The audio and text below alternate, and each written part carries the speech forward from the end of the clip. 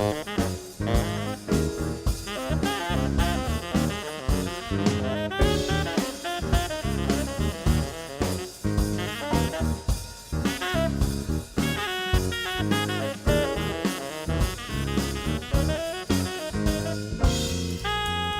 day, family. Welcome again to another broadcast of All Plantation Radio.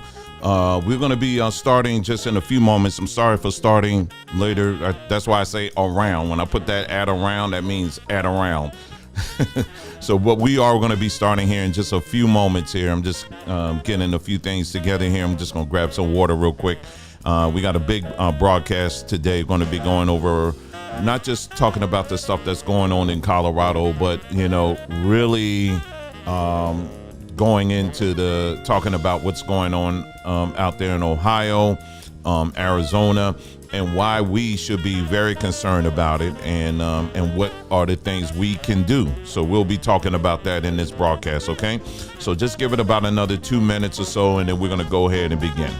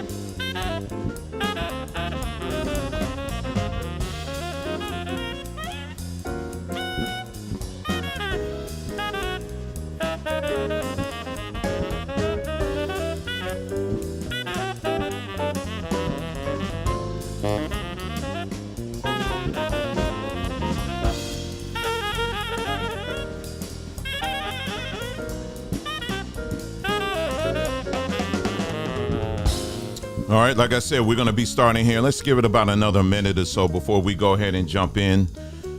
A lot of stuff we're going to go over today, and I hope you're prepared. And we're going to continue on. You know, we're going to talk more about the situation over in Colorado. And we're using the Colorado situation really as an object lesson. And, you know, and I'll get into that in a moment. Again, I'll elaborate on that in a few moments. And like I said earlier, we're also going to talk about the stuff that's going on in Ohio, Arizona, and this coming Friday. Normally Friday evening, what we've been doing is we do our teaching. And, you know, we've been really exploring a lot of things as it pertains to the Bible and all that stuff. And normally you can find all those links on our Linktree page. But this Friday is going to be a little different. Instead, what we're going to do is that's going to be about what are the practical things we can do, you know, when confronted with, you know, environmental stuff like what we're dealing with right now. And that's going to be, we're going to try to make that as comprehensive and as detailed as possible. I've already reached out to a few people and trying to get as much information as possible. And then we just kind of want to lay it out so that if it's something that you encounter, you know, and you're directly impacted, you have enough information on some of the things that you can be doing now for your family, for your people. These are things that we must take extremely serious. And it's not something that we can just drag our feet on. It's a very serious matter, and we're going to talk about it. We're going to get into it, okay? So about another 30 seconds here, and then we're going to go ahead and begin, okay?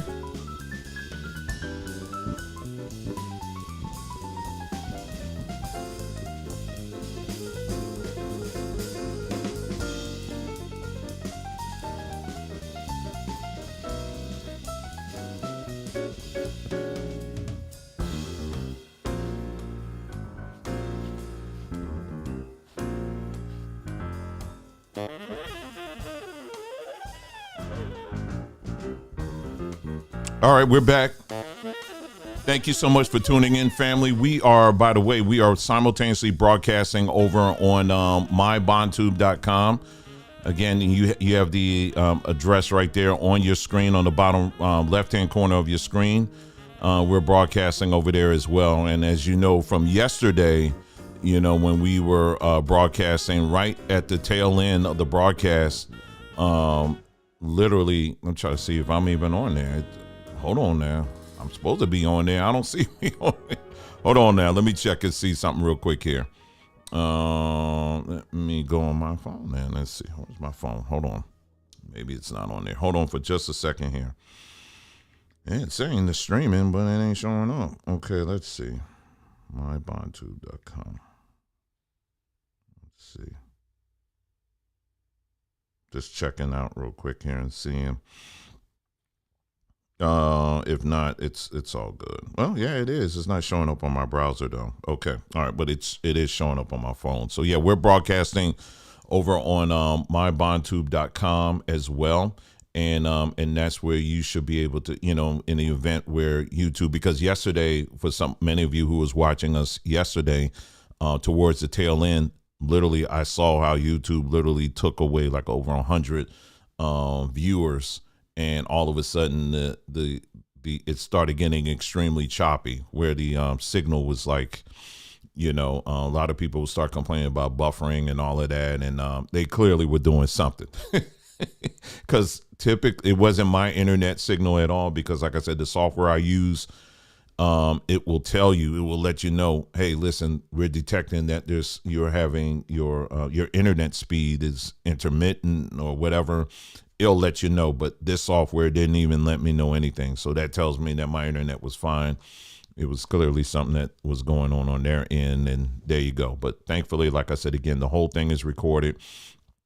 If you want to watch it in its entirety, it's still here on YouTube. If you're new here, just know that we keep videos on here just for a little bit, and then we remove them.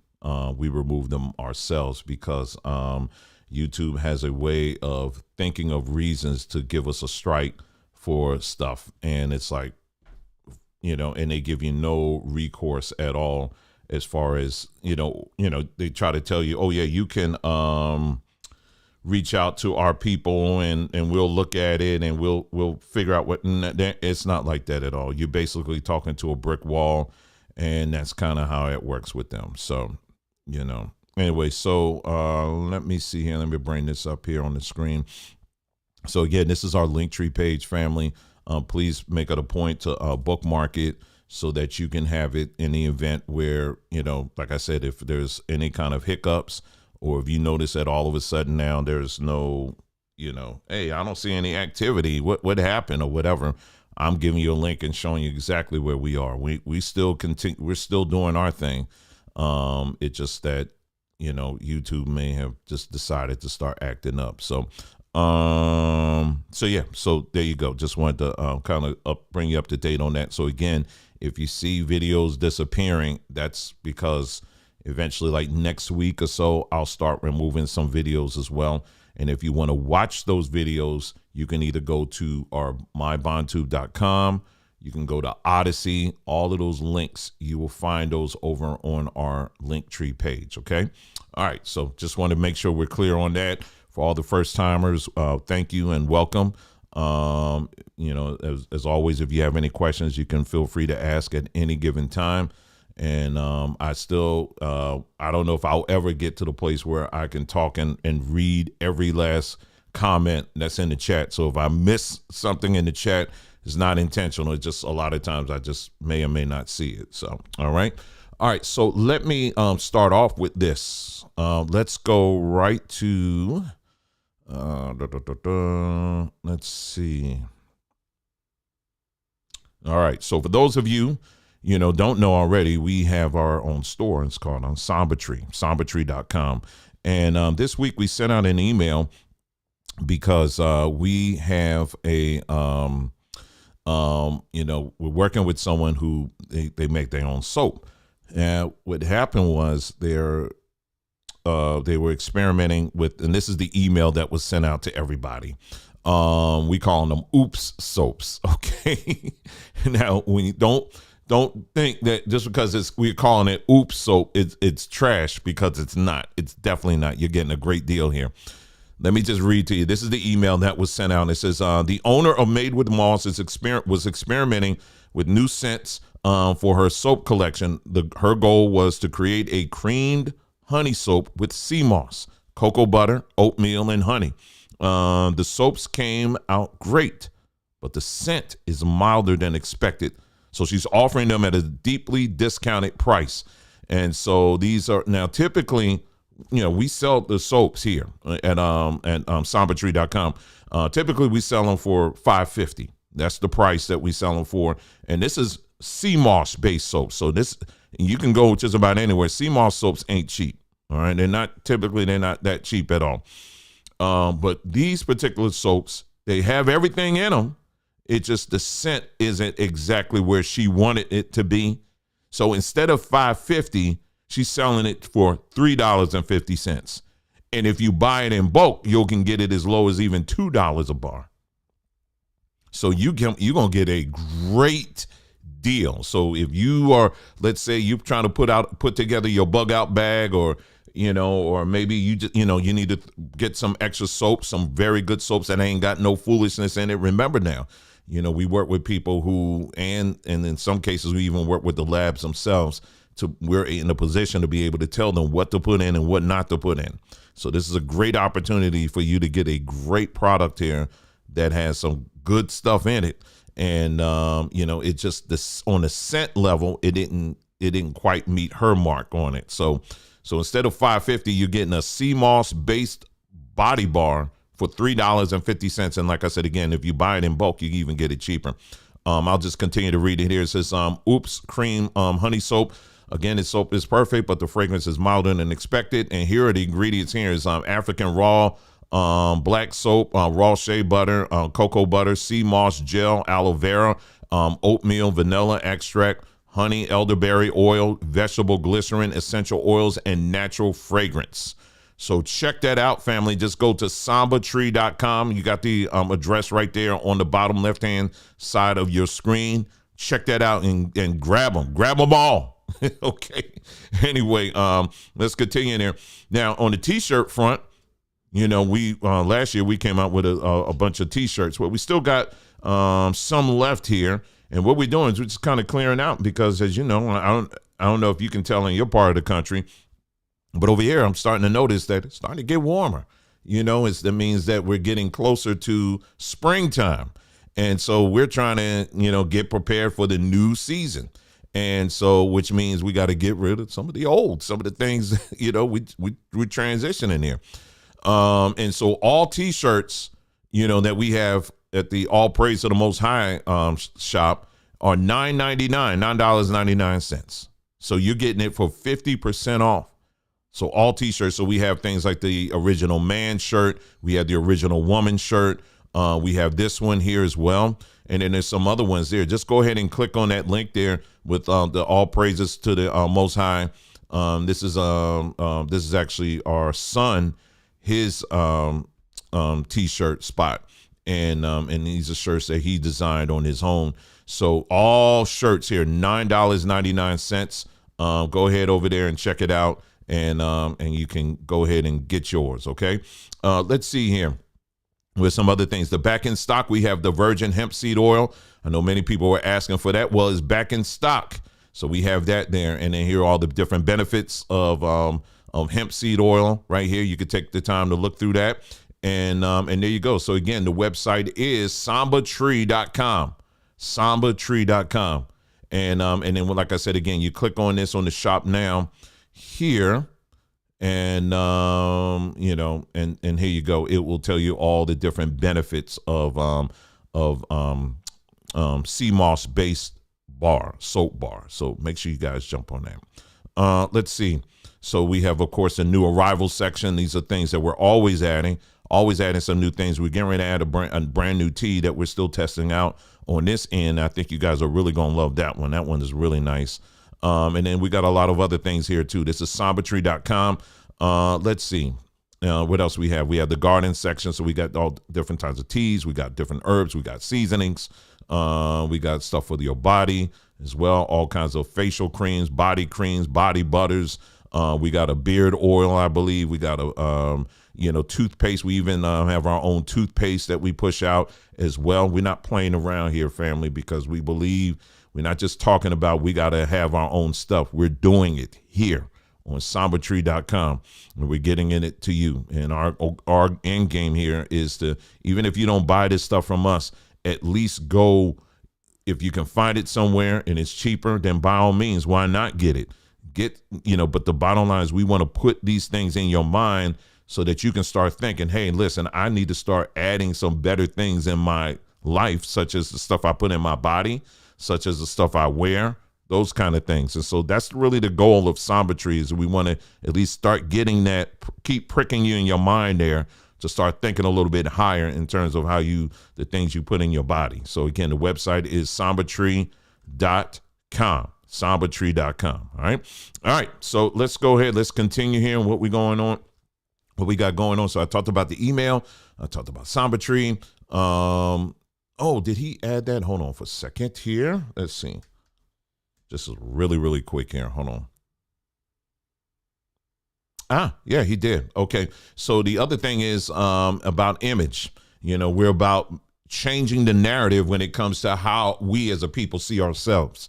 And one of the ways we're doing it is that we created our own royalty-free image platform. And the name of that platform is chalkstock.art. Chalkstock.art. I'll put that in the chat as well so that you can check it out at your leisure. And I'm gonna show you, because he finally did it. He added the next pack that we got going on here. And by the end of the week, I have a surprise for our younger people that I'm personally working on it right now. All right. I'm just putting the finishing touches on it right now. But for when I say younger people, I'm talking about like toddler, maybe a little bit higher. Okay. So we're working on, I'm putting the final touches on that right now, but let me go ahead and get this up here. Chalkstock.art. I put the link in the chat, and let me go to okay, here it is. So yeah, royalty-free images. And we're also going to be, like I said, as it starts getting warmer, we're going to be taking, because these are AI based, but we're also going to be, having different model shots and things like that you can use, in different settings and all of that. As it starts getting warmer, we'll be able to do that. We already have some things on there now. We got video footages that you can use. We have photos, real photos that you can use. Check it out when you get a chance. We have now the wedding pack. This is the wedding pack that's just been added. So, as you know, around springtime, this is when people start thinking about weddings and things like that. And if you're wanting to put together your own materials to get the word out about your engagement or about your wedding, now we got some things that look very beautiful that you can use for that such of occasion.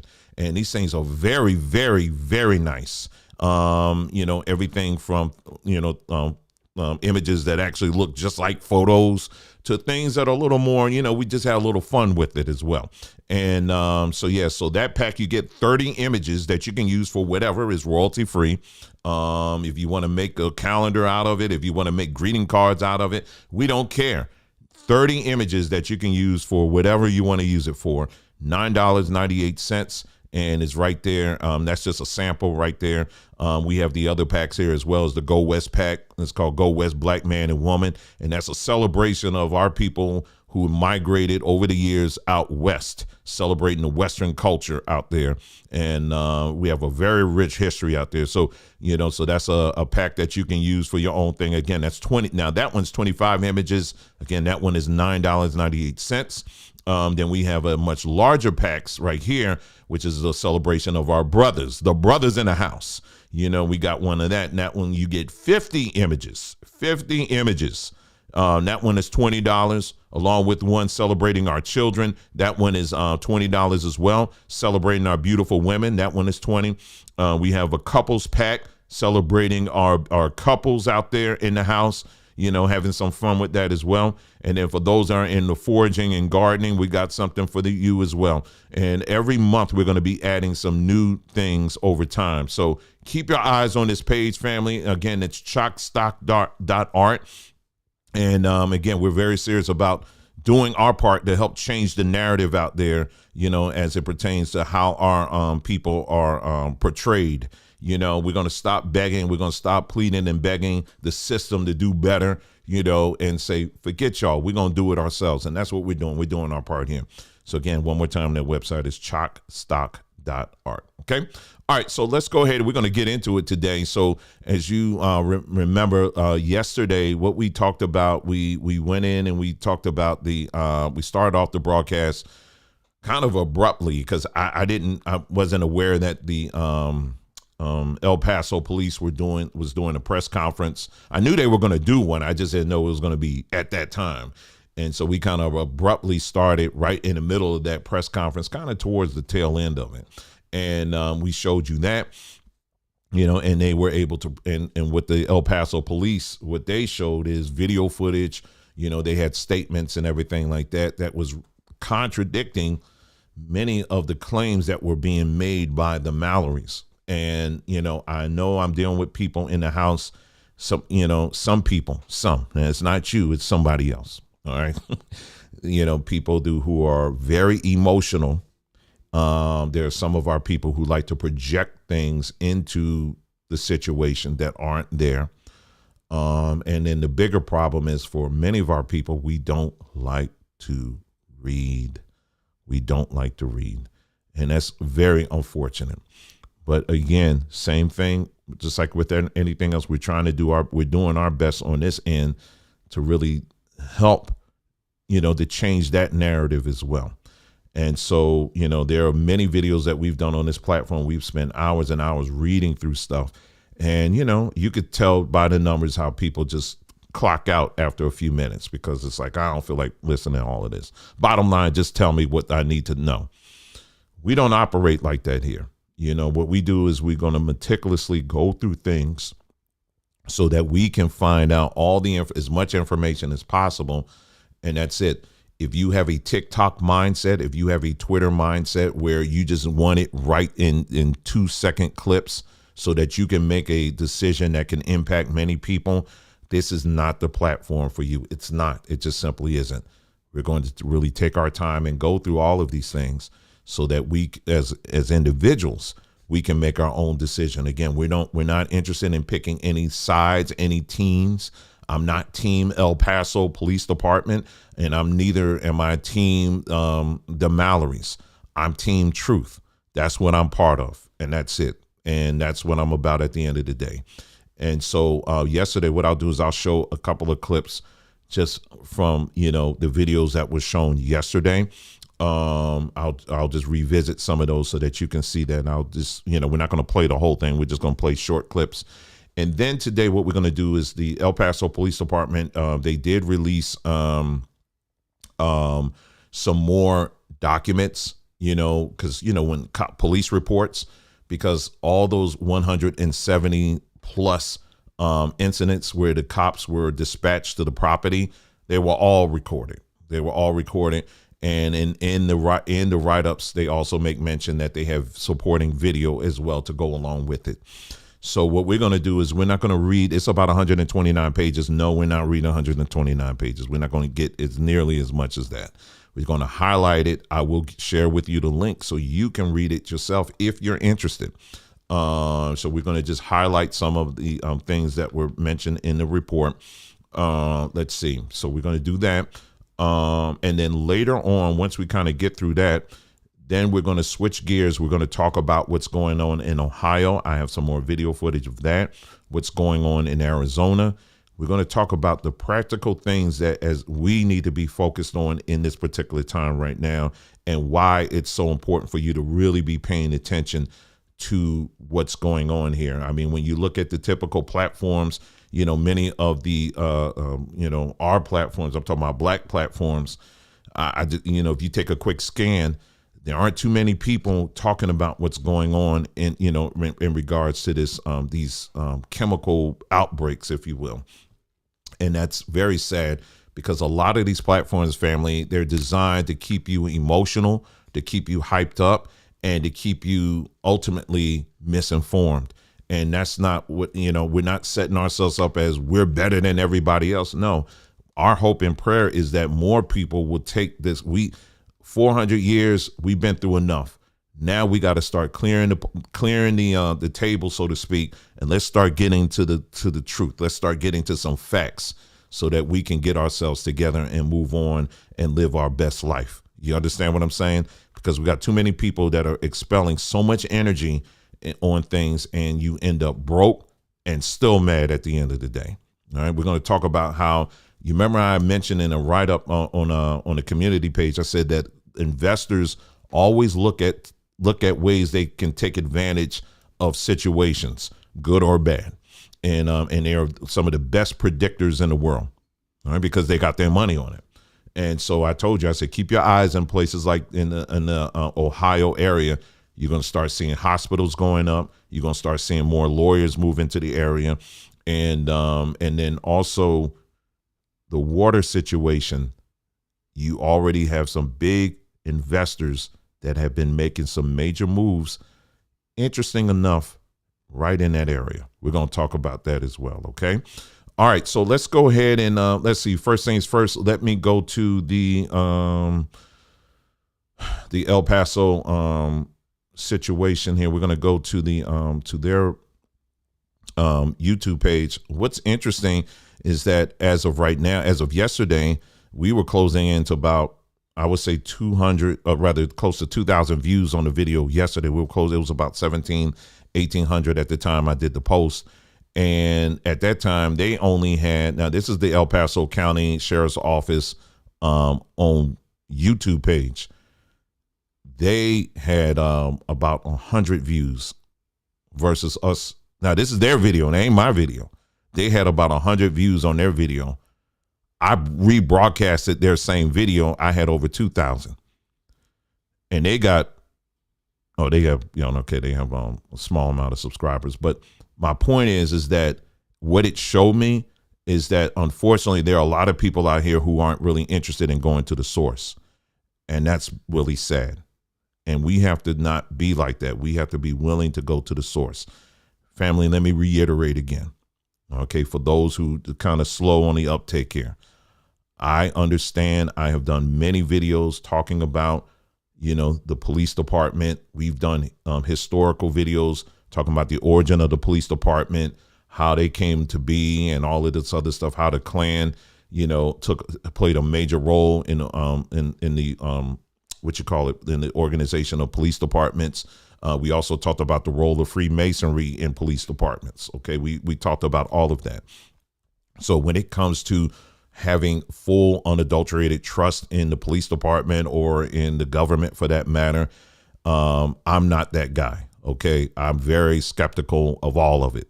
All right, I am, so I'm not that person. So as you're listening today, don't allow your emotions to take you somewhere that's false. Okay, I'm not someone that's saying we're pro cop. We're not at all. But like I said, again, we're pro truth. And so what we're looking at, only thing I'm interested in is what are the facts on the table. When you look at the Mallorys and what they have put to the table, it's been nothing but a lot of screaming. There's been nothing but a lot of emotion, and that's it. But when it comes to actual solid video evidence, when it comes to toxicology reports, because they made the allegation that their animals were poisoned, there's no record of that. All right. When they talk, we're going to even get down to the cameras that were used. Okay, I'm going to talk about the cameras that were used because we got some more information just even on that people aren't talking about. We got to go through everything. And a lot of times our people, because some of our people can be quite emotional, you get offended when too many questions are being asked. If you are about the truth is never offended at all. Truth is an open book, and it should be. And so what we're looking at are the people who did document this whole situation. And in this case, it's the police, and it's also the neighbors. They have a lot of documentation on that. So that's what we have. And, if this couple has information that can support their claims, we are more than happy to look at that, to share that, and that's it. But simply showing us a picture of animals that are dead, like I said, again, that's really not, that's in the court of law, they're going to want more than just pictures. Do you understand what I'm saying? They're going to want more than pictures. They want to see toxicology reports where it's proven that, yes, these animals were poisoned. You understand what I'm saying? That's how court works. Now, the court of public opinion works a little bit different. All you got to do is make a claim, shed some tears, and then everybody will go with you on that. But that's not how real court, when someone's in pursuit of the truth, there's a lot of questions that need to be answered. Do you understand? So anyway, so with that being said, what we're going to do is we're going to kind of go through this first scene that we're going to look at. This is when, the claim that Nicole Mallory made in regards to there was allegedly a man that showed up on her property that was looking in her window. This is her claim. This was her words. She said was looking in her window while she was in the shower. So she said she grabbed a shotgun while she was naked, and her claim was when she grabbed the shotgun, she demanded that this individual show some ID. Now that's very interesting, because if someone is peeking in your window, I mean, think about this. Like I said, again, let's take it very closely here. Someone said, get to the source. You're a long talker. Well, if I'm a long, because we're about the facts. If you don't want to hear it, then you can keep it moving. Okay. It's very simple for you. All right. So anyway, so what she said was she went to, grabbed her gun. She was naked and demanded that the guy show some ID. Now, if you're startled, you're not going to be asking for anybody. You're not going to be asking anybody for ID. I mean, I'm just saying. Okay. But anyway, so here's the video. The person that actually showed up on her property was is a representative of the county who was serving legal paperwork. All right. So that she can, because they were being sued. I believe they were being sued. They were being sued by the neighbors. Apparently it was because this is a conflict between them and the neighbors. So it was the county. The county representative came to their property to serve that paperwork. Now, when the county representative comes, someone can say, well, because, it said private property. You can't come on private property. Not if you're being served by the county. No, they can come on your property. Okay. Her claim was, again, that he was peeking in the window. Now let's take a look at the video itself. We're just revisiting this in clips. If you want to watch the whole broadcast that we did, go back to the broadcast that we did yesterday so you can see it in its entirety. Okay. So, but we're going to look at this clip right here. And her contact with Nicole Mallory. Please be aware that the following videos, as well as all the videos, contain profane language and might be difficult for sensitive viewers. This is an attempt to serve Courtney Mallory. We are at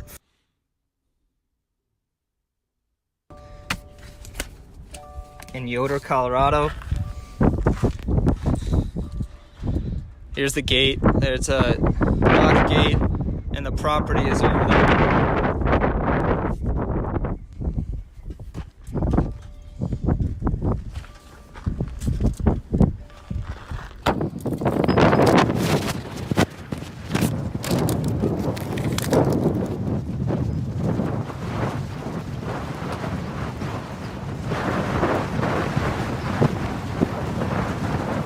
I turn it down some. There's a lot of wind noise.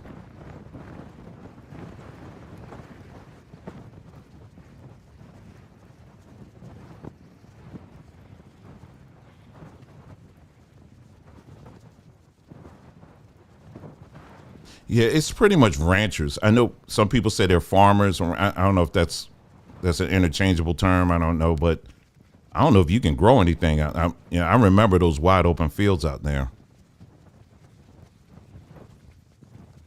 But it's they definitely have a lot of they had like quite a few cattle and stuff out there. Anyway, here we go.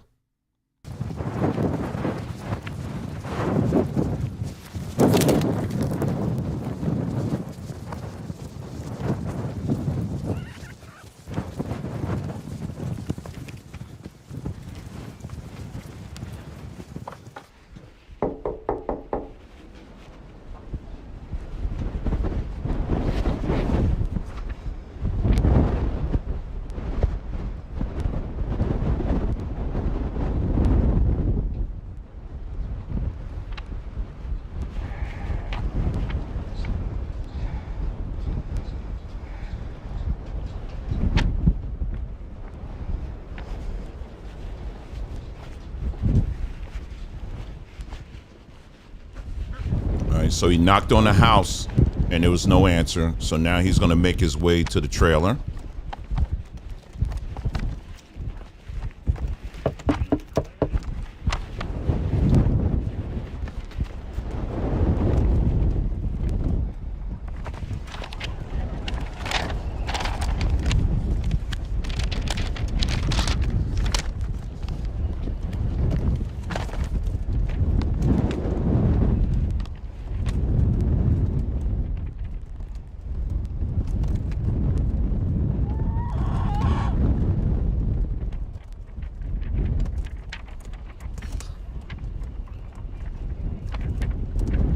Hello? Hello?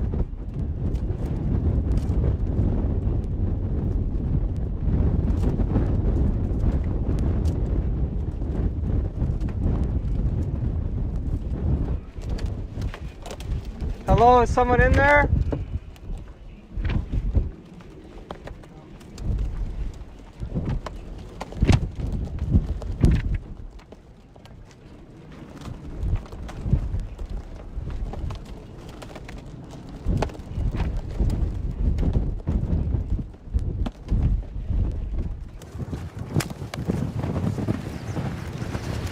So now he's just kind of walking around. As you can see, you know, it's a farm, so it's kind of spread out. He's trying to see if he can find anybody.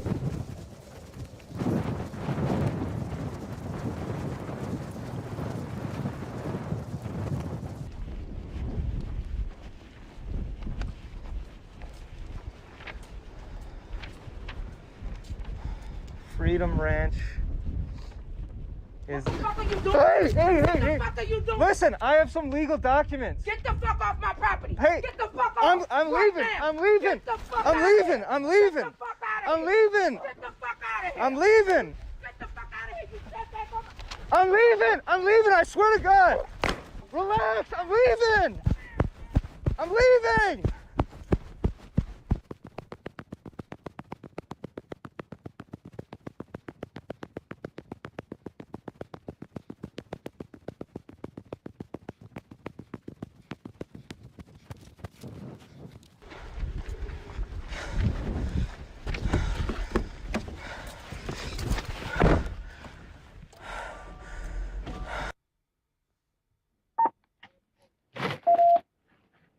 Over 3, she's unarmed. We're speaking with her. Code 4, you can clear the code. Okay, so we're watching this, you know, the video, the actual video, and not at one time do we see this man looking and peering in any window at all. Okay, just because that was the claim, that he was looking in a window while she was taking a shower. And what we just saw here on video, that is not what took place at all. Now, this part of the video, this is where the cops were dispatched. They came to the property, and now they're going to hear her testimony, you know, on the spot testimony on what she said actually went down. Okay, so we're hearing her side of it. All right, her testimony. So let's go ahead and let's listen to what she saying what happened. All right. Ma'am, how you doing? So I'm Deputy Reed with the El Paso County Sheriff's Office. The reason that we're out here... Yeah, I'm sorry. I'll stop it here. There's going to be a lot of wind noise, so it's going to be a little bit difficult, to hear. Let me see if I can get the... Oh, okay. Maybe this will work here. All right. Because we had a call, there was a weapon involved, and we're trying to investigate to figure out what's going on. Okay, so I was over here and I didn't have any clothes on. We were watching George Floyd and doing some work on the computer. And the dog was barking, and I heard, because I had that little thing here, so I heard the breaking, but I thought it was in. Gotcha. So when I look out the window, there's a white male there. Okay. And I was like afraid. I came outside and I was like, Recording. Mounted. Wi-Fi disconnected. I didn't have clothes on. I put my pants on, but I didn't have a shirt on because I didn't know the person, and the gate is closed. It says no trespassing, but there was someone right outside of my window, so strange things happened. I didn't know if he was trying to rape me. I don't know. So I was like, give me some ID, and he just started running. So my dog started chasing after him, but he was just running and saying, I had some papers to leave here. I said, give me some ID. Why did you trespass on my property? What are you doing here? So at the time that you were doing this, what did you have in your hands? I did have a gun in my hand. What type of weapon did you It have? was a shotgun. Okay. And I was like, what are you doing? He ran. I asked for ID because everything is locked here. So why were you on the property? I didn't have no shirt. And I was outside without a shirt on, chasing him because I did not know why he was here, but he ran. I couldn't get his ID. So then when I went down there, I saw his car was sitting there, so I was trying to call the police, but I didn't have a signal. I couldn't get his tag number, but I don't know who he was at all. But he was here. So did he say anything to you? It happened so fast. I mean, I was in a state of shock slightly because obviously I have no clothes on and someone's looking through the window, and so I'm like, what the hell is going on? Okay, so what window was he looking through? Right there on the shed, there's a window right there. Right, I see that one on this side, on the south side? Okay. No, not that one, this one. All the way over here behind this other building, he was looking through the shed window. Okay, wait, so I see your van, and there's a fifth wheel, and then here, a if big... you look right here, there's like a white part on the top, you see? Yeah. And in there's a little area there. Oh, another shed. Okay, Yes. I see what you're talking And about. so he was looking through the window. So obviously, I mean, look at the gate. It says no trespassing. I mean, I'm trying to protect myself, my animals, my property. I did not know. He didn't provide ID. He just started running. And then what happened when he started running? He just was running. The dog was chasing after him, and he was running. That was it. And then he got to his car, but obviously I didn't have a shirt on, so I'm walking with the dog. And That's nothing. But his car was sitting down here, Okay. and I don't know if the call went through when I called 911. But Gotcha. it was like a blue. So at SUV. what point did you discharge the weapon? It did not. That's why I'm kind of confused. I had it, and I was pointing it like, hey, give me some ID, because I don't know who you are. But that was kind of, and I asked for ID. He didn't provide it. He just started running. My dog was there, but he didn't bite him or anything. Okay, ma'am, what's your first name? Nicole. Nicole. Cole. Your middle name? Mallory. Mallery. Yes. Last name? No, last name Mallory. Middle name is Lashay. Lashay. Lashay. And what's your date of birth? And your ID is out of what state? Texas. And this is your property here? Yes.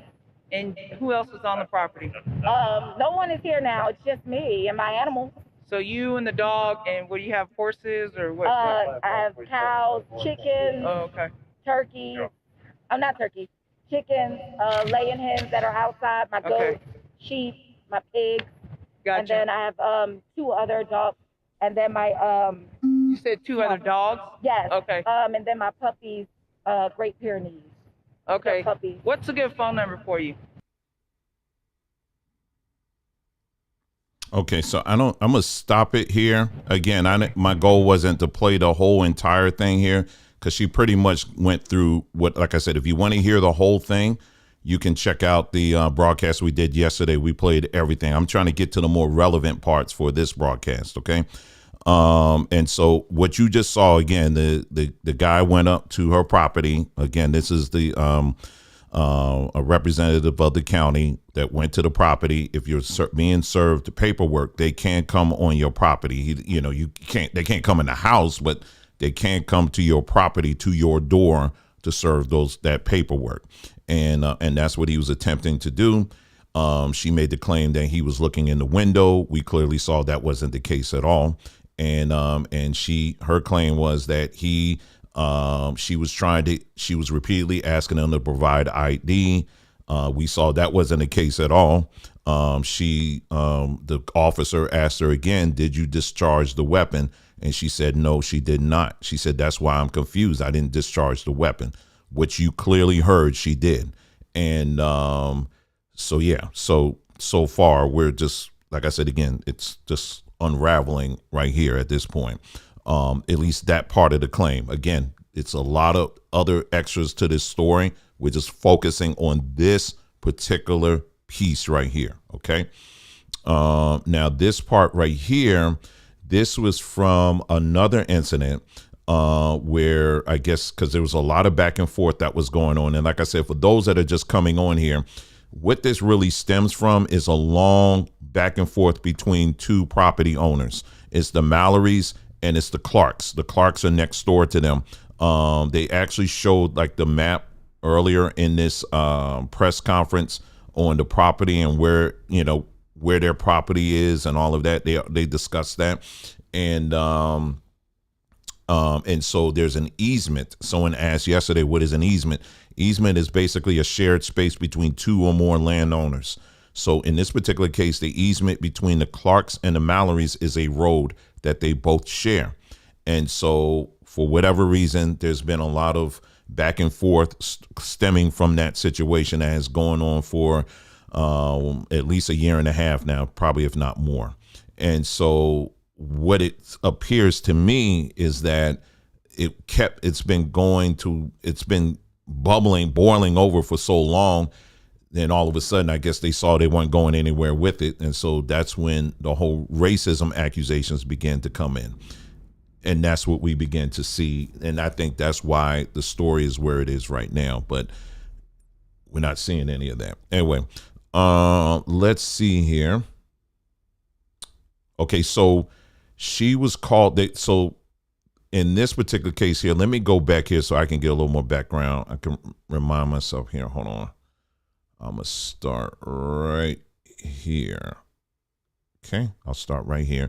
And like I said, again, then we're going to take a short break and then we're going to do some reading, okay? Because we're going to look at the other reports as well. Regarding the execution of the search warrant, and it was determined the property was to be secured by the SWAT team prior to the execution of the search warrant. This risk assessment includes a review of the property, the criminal activity on the property, the nature of the involved offense, the involvement of weapons, and a complete criminal history review of the suspect. In this case, it was Nicole Mallory. Nicole Mallory was arrested for the menacing of the process server. She was also arrested while SWAT was on scene for an assault on a peace officer stemming from her actions during contact with deputies on scene at the execution of the search warrant. The shotgun used in the menacing case was recovered by investigators. Ms. Mallory is on probation for the menacing incident with the process server and is on a deferred sentence for the assault of our deputy. The following video is of Nicole Mallory being detained with two other individuals during said execution of the search warrant. I will note that Nicole Mallory is under arrest at this point for the warrant issued by the 4th Judicial District. Okay, and then the part that I want to bring out as well is that the reason why she was under arrest and they sent the SWAT team is because of the fact that the SWAT team, if you're shooting at a representative of the county, they're not taking any chances. So for people who say, well, why did they have to go all extra? They had to send a whole SWAT team against a black woman. You know how we can do. Well, I'm explaining as to why this was the case. They don't know what they're walking into. So that's pretty standard regardless of who it is. You know, when you're actually shooting at somebody, a representative of the county, now they don't know what kind of situation it is. So they have to make assessments, and that's why the SWAT team was brought in. Okay. So now we're going to watch this part again. She's under arrest, like he said. So she's going to be handcuffed.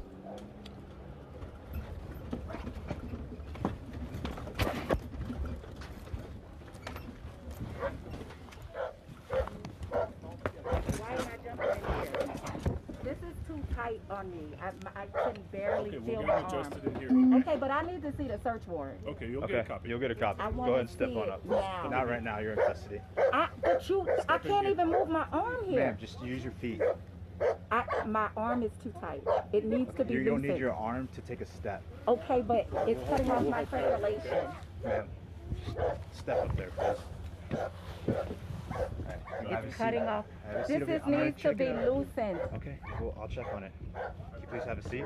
No, I need this unloosened Why are you because being it is cutting off. uncooperative right now? It's cutting off my circulation. I can't even move my arm here. Okay. This one, the other one. All right, go ahead and turn around. Hey. Komrovsky, you got a key? No, not me.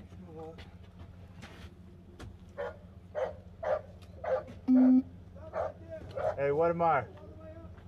What's this about? You got a key? Fireman? What's this about? You got anything on you? Huh? No. What's this about? I need to see the search warrant now. Like I said, No, I want to see it now. I want to see it now. Then I need to call my lawyer now because I want to see a search warrant now. We have a search warrant and arrest warrant. Let me see it. No, ma'am, not right now. Like, I can't believe this shit. You got a man. key? Go ask one of those guys the key. Go ahead and have a seat, sir.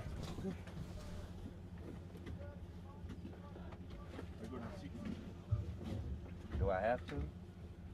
Yes, sir. I'm gonna do a quick pat down of you, okay? What's this about? Man, I don't know. Do you have anything on anything I'm supposed to have?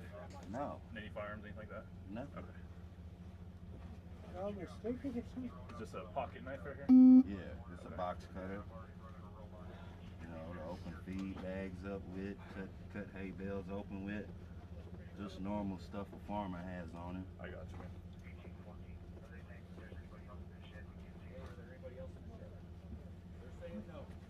My livestock's in the shed.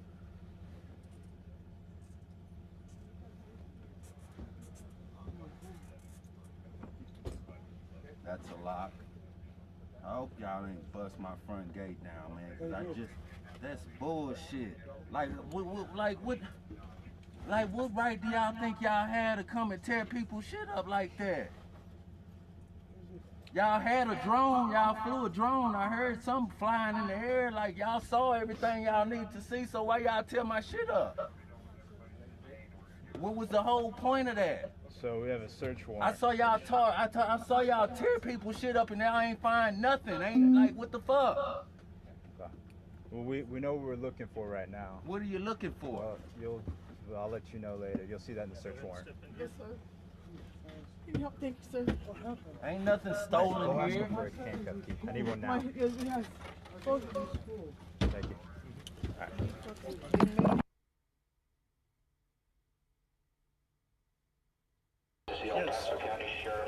So I had someone yesterday saying, you know, they were commenting saying that, well, they should have loosened her thing. You know, they did.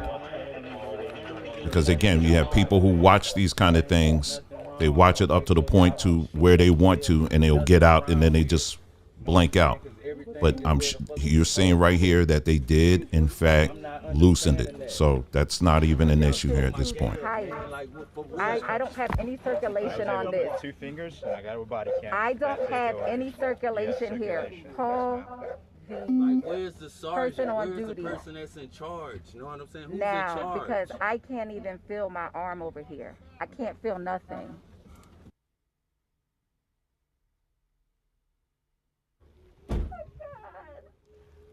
Oh my God, this is fucking cruel. I told you from the beginning the shit was too tight. I fucking can't feel my shoulder. You better give me some fucking medical attention now. I swear to fucking God on everything I fucking love. Give me some fucking medical attention. Give me some fucking medical attention. No, my fucking arm. My fucking arm. I can't fucking feel it. It fucking hurts. My arm. Get the fuck off of me. You fucking feel it. Hey, don't fight me. Don't fight me. Don't fight me. You better get the fuck off my neck. You better get the fuck off of my neck. Stop kicking me. Stop kicking me. I can't breathe. Stop. I can't breathe. What do you mean you can't breathe? Stop. Stop. Stop. Hey. Stop.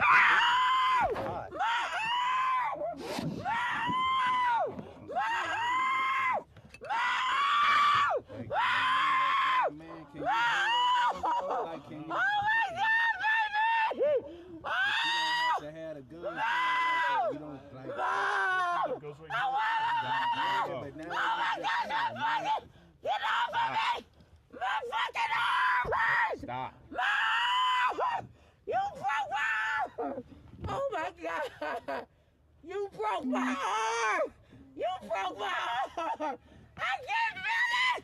Give me medical attention!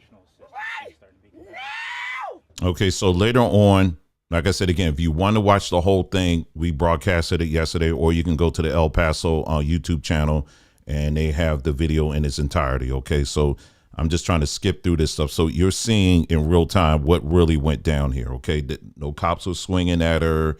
There was none of that at all. She just decided to, quote unquote, lose it. All right. So let's go ahead and continue. I think at a certain point, there's going to be, I think her Deputy Reed, if I'm not mistaken. Now, this is a black officer, female officer that's come into the picture here. No, not. Okay, so no, but prior to that, she's somewhere, I think, in the background. This is another deputy right here that you see on the right-hand side of your screen, a female, and she's trying to, tend to, okay, let's see what's going on here, because she was asking for medical attention, and they're in the process of trying to administer to that. One of the claims that Nicole Mallory made publicly on social media is that she was refused medical attention. And what you're seeing right now is that was not true either. Where's your shoulder? What shoulder? All right, okay. Hold on.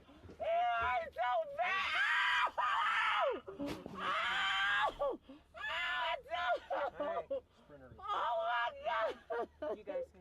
Are you gonna let them check your shoulder? Yes. All right. Oh, sorry. Okay. Then one of them can come in here and see if they can check your shoulder. All right. So here's a whole team trying to get in there, and she's screaming.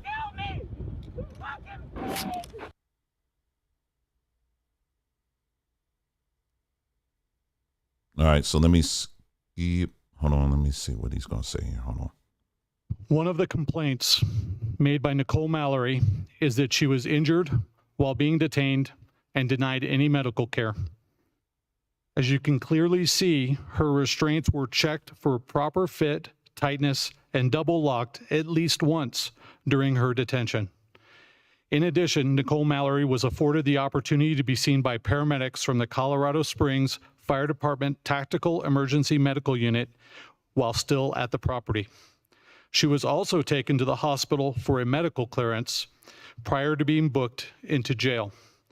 The following video is of Nicole Mallory being transferred to an ambulance so she can be transported to the hospital for that medical clearance.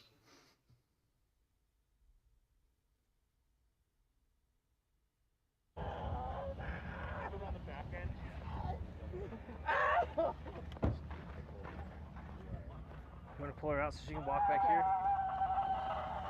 You guys can park here, we'll walk her. In the ambulance, if you can step down. So this is the Black deputy. She's trying to work with him. Okay, ma'am. We need you to step down. Why did you put me in here? Oh, God, the fucking arm is broken. You refused medical and you stepped up into the vehicle on your own. We're asking you now to step down. If you can go ahead and step down. It fucking broke my arm. We're going to get you checked out by medical. Oh, my God. It fucking broke my arm. It fucking broke my arm.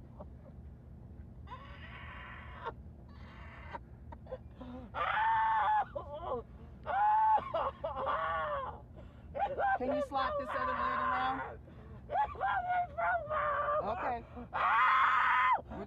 You see?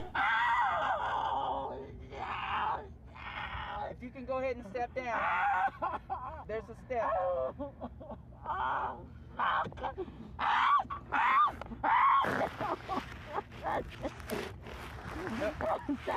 Now, it's a black female officer. All she's doing is got her hands open to assist. And she's just... Step down. We'll help brace your steps. We'll help you brace your steps to get to the cot.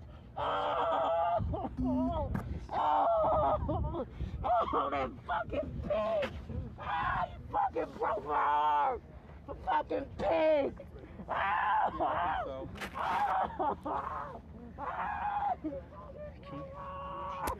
know you did a lot of work with those cuffs. I know you guys did a lot of work with those. Yeah, it's just going to be so much better. Absolutely. That key? I just don't have it. I got it. I know, ma'am. I'm going to get you warm, okay? So I know we're gonna have you and one of the seniors follow her to Wherever they're going? yeah, and then after that book her. Gotcha. I'll take a copy of your warrant, Scott, and I'll do the search. Oh, okay. The paperwork is right on my desk. We're going to turn you, okay, and get you comfortable.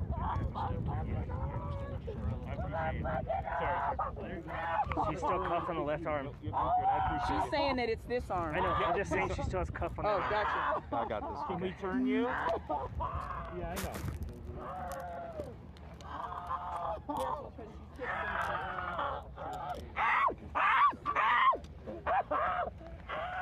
Okay, I think we kind of get it from here at this point. Okay, so let me skip here. And the next scene is her being taken to booking. All right. And I want you to take note of how Nicole Mallory and how she addresses Officer Reed. Officer Reed is the black woman that you just saw in this particular scene right here. Okay, so now they're in booking, and then we're going to take a look at this. Okay, I want you to take note of this. All right. I'm going to take this cuff off of you, okay? Okay. Need you to relax your arms. There you go. Girl, let's not hold the chain. Don't hold the chain. Please. Thank you. Oh, well, then my fingers went up. Thank you.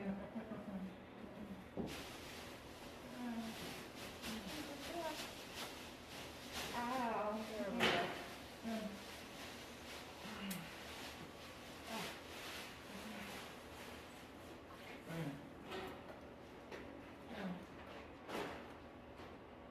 All right, so just take note.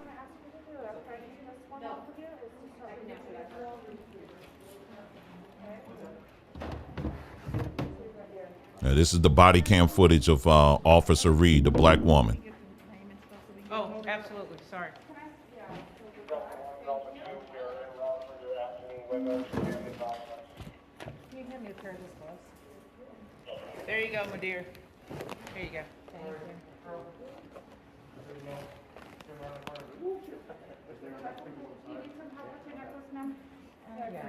Okay.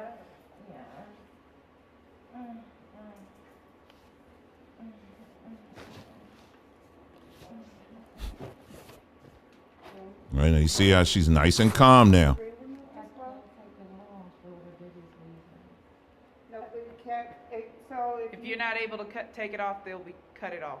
And I would. Why do you have to be so hyper aggressive with me, black lady? I don't understand it. Okay, let me just see your name real Jesus quick. Christ. You did enough to me. God, still Negro at his finest.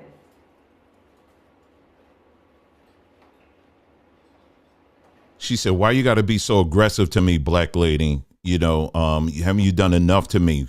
And then she said, field Negro at its finest.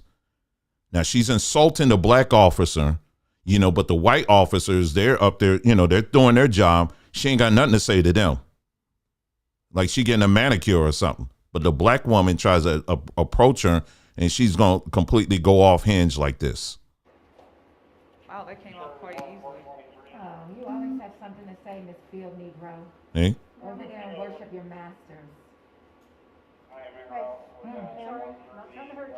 Almost got it off.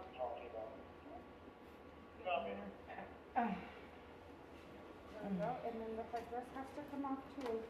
I had this on for Ramadan. You can't stay on them.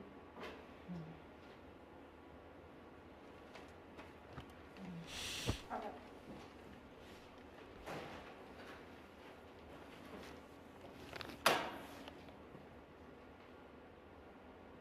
Forward.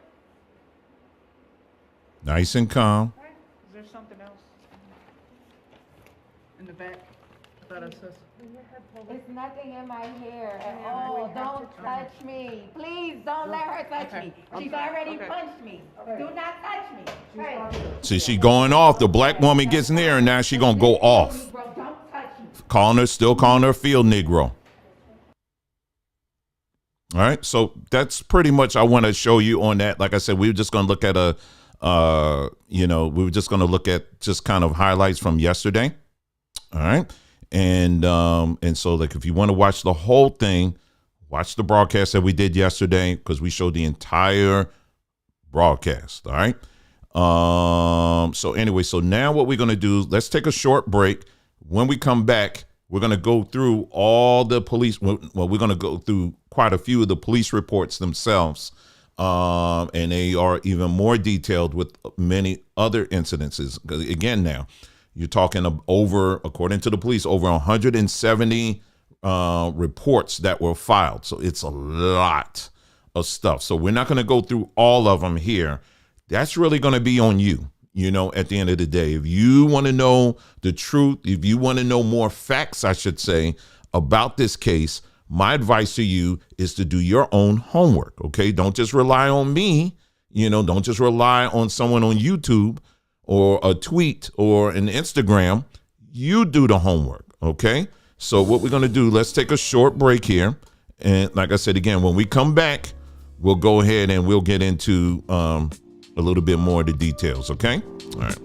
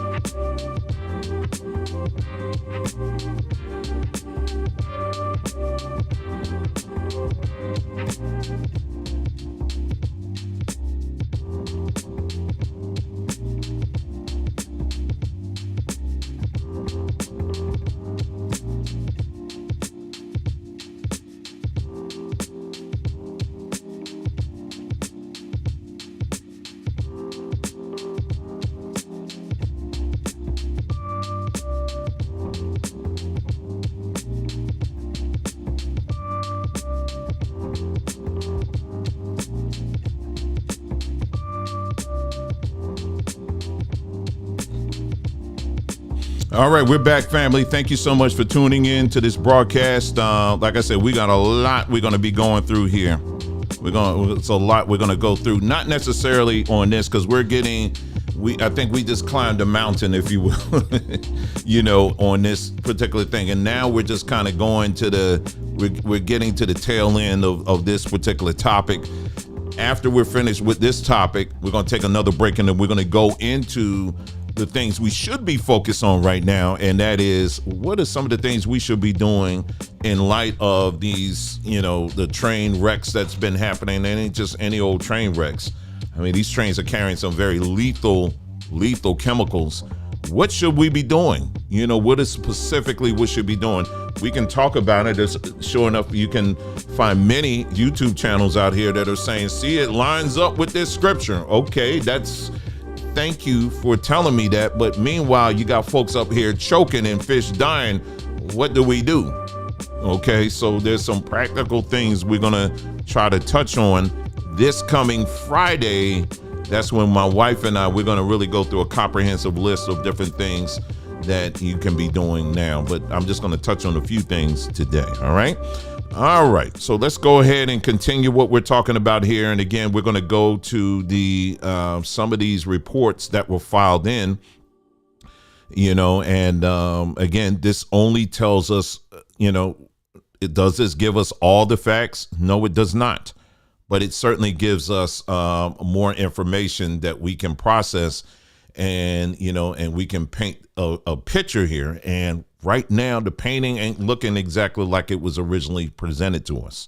We're seeing some things that were not exactly true the way this family, the Mallorys, portrayed them as. And we saw in the last segment, again, just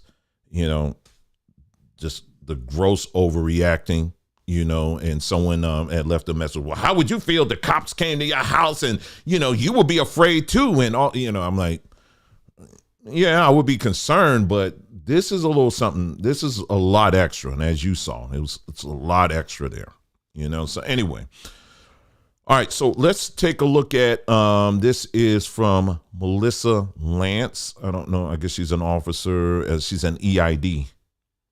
Someone in the house that may know what that means, but let's go ahead and pull this up here.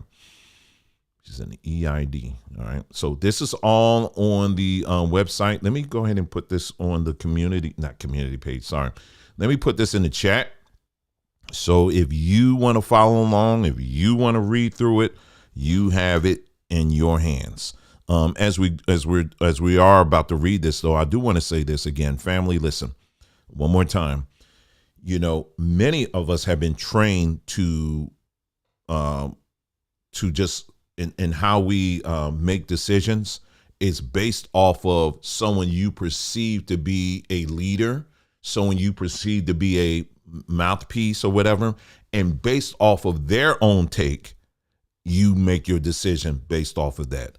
What we are telling you here is that has been one of the most destructive strategies as a people that we have adopted. That's what I'm saying. And so we have to get back to, you hear the information, you get the information, but you as an individual, you take it yourself and you process it, you do your additional research, and based off of that, you make your decision. Do you understand what I'm saying?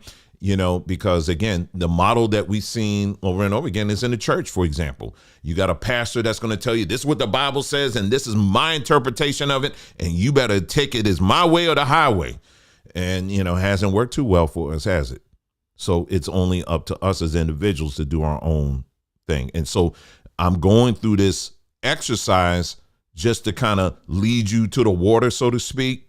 But once you get to the water, it's on you to go and drink and fish and swim and all of that. That's on you to do it. Ain't gonna be nobody over here trying to, okay, now here's how you swim. No, you do that. All right. So anyway, let's get to the to this particular report here. Let's see. Let's go. On April the 21st, 2021, at approximately 0800 hours, Deputy Melissa Lance, EID 12036 of the El Paso County Sheriff's Office Crisis Negotiation Unit was assigned to a high-risk warrant service with the tactical support unit, and then they put the address there. You know, they can't put that in there, right? Miss Hawkins was taken into custody. That's the Mallory, because I think her, hold on. Yeah, that's who they're talking about. Miss Hawkins was taken into custody by the tactical support unit during the operation. After Miss Hawkins was detained, she became combative with other TSU officers and requested medical attention. I was directed by Lieutenant Paul Minot, and then they give that to follow Deputy Michelle Reed and the ambulance with Miss Hawkins and Deputy Daniel Chase on board to the hospital. Upon arrival, Miss Hawkins was taken to, and then they have to blank some of these specifics out, for HIPAA purposes. For medical, Miss Hawkins complained of, whatever prior to the entering into the whatever, and they keep going. Hawkins was with Deputy Reed, Deputy Chase, and me in the room. And let's read that again. Miss Hawkins was with Deputy Reed, Deputy Chase, and me in the room, and was restrained by her left ankle in the bed. Miss Hawkins then stated her shirt was lifted and complained she was exposed while a male deputy, Deputy Chase, was in the room. At no time was Miss Hawkins' body exposed. Miss Hawkins began to demand Deputy Chase to leave the room. Miss Hawkins demanded a deputy chief to come to the hospital so she could file a complaint with Internal Affairs. Miss Hawkins remained fully clothed for the duration of the examination. So again, this another claim that's not true, according to the report. When the doctor left the room, Miss Hawkins began to scream for help from the and then they give the they blank that out, yelling about law enforcement being in her room and threatening her. No one in the room was speaking to Miss Hawkins, and no one was making threats to her or about her. Miss Hawkins began to call Deputy Reed a field Negro and continued to make racially charged statements to Deputy Reed, accusing her of following her master's orders. Miss Hawkins made statements to Deputy Chase and I about being Ku Klux Klan members and about demons because we are Caucasian, and calling Deputy Chase and I white trash. Deputy Reed began to take photographs of Miss Hawkins' wrists, neck, and Miss Hawkins began to scream that we were harassing and assaulting her. Miss Hawkins then stated we were refusing to get her, and they say blank, at the hospital. She would bond out and seek her own, and then they blank. Miss Hawkins demanded she be taken to jail and yelled that she wanted to leave now, and no one can make her get, and then it says blank. Miss Hawkins advised blank staff at the blank that she was refusing and refusing to have the blank, right? All right. Hawkins was handcuffed in front, leg restraints was removed. Let me read that. Sorry. Miss Hawkins was handcuffed in front, leg restraints were removed, and asked for help to get off the bed. Deputy Chase advised that she would use her hand on her back so she can push herself off the bed. Miss Hawkins leaned her back against his hand to push off the bed and in front to her feet. Miss Hawkins began to slowly walk out of the room unassisted. I was directly in front of Miss Hawkins. Deputy Reed was to Miss Hawkins' left, with Deputy Chase and Deputy Fisher on her right and behind her. While walking through the hallway of blank, I turned to walk backwards to continue to observe Miss Hawkins. Miss Hawkins appeared to lower her right shoulder and threw herself to the floor. Miss Hawkins rolled on her back and began to scream. Miss Hawkins was assisted to a wheelchair by Deputy Reed and asked if she wanted medical attention. Miss Hawkins continued to scream and would not answer Deputy Reed. Again, remember, Deputy Reed is a black woman. Miss Hawkins was brought to Deputy Reed's marked patrol unit, Chevy Tahoe, and refused to get out of the wheelchair. Ms. Hawkins was assisted to her feet by Deputy Reed and Deputy Chase while she continued to scream in the ambulance bay, dropping her weight and refusing to get into Deputy Reed's marked patrol unit. Deputy Fisher attempted to help by entering the back seat and trying to slide Ms. Hawkins across the seat. Ms. Hawkins began to yell that Deputy Reed kicked her. Again, now she's lying on the Reed, on Deputy Reed, the black woman. Again, she ain't doing it. She ain't giving that same energy to the white officers. I was standing directly behind Deputy Reed and Deputy Chase, and Deputy Reed was bracing Ms. Hawkins' weight and her leg to keep Ms. Hawkins from falling onto the ground. I retrieved my marked patrol unit, and then they named the car, right?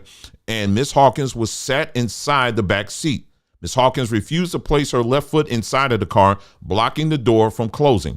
Deputy Reed lifted her foot, placing it into the car and shutting the door. I called out over my office issued radio. Ms. Hawkins would be transported into the marked unit to the El Paso County Jail and put my beginning mileage and unit number into the call screen. Ms. Hawkins was yelling in the back of the marked patrol unit that I was white trash, a KKK member, and asking God to protect her from white demons. Ms. Hawkins yelled that she needed to use the restroom. Her arm was broken, accusing me of breaking her arm, accusing other deputies of breaking her arm, stating she had chest pain, and then yelling about her arm again. I arrived on the scene at the El Paso County Jail and entered my ending mileage into the call screen. Ms. Hawkins complied with the rapid COVID-19 screening and refusing to get out of my marked patrol unit unassisted. Ms. Hawkins asked for a wheelchair and was advised that the intake deputies would assist her into the facility. Ms. Hawkins complied with the intake deputies and was booked into the El Paso County Jail. And then it goes on. All right. And so they said body camera was worn for this car. So they have this all on video. All right. So anyway, let's go on. Let me move on here. Let's see.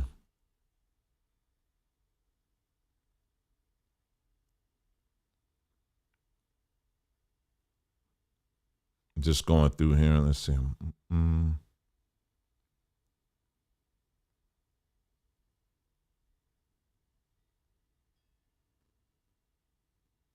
Okay. All right. Let's go. Let's continue here. Like I said, I'm just trying to hit all the highlights here, but you can read the whole thing yourself. I'll put the link in the chat.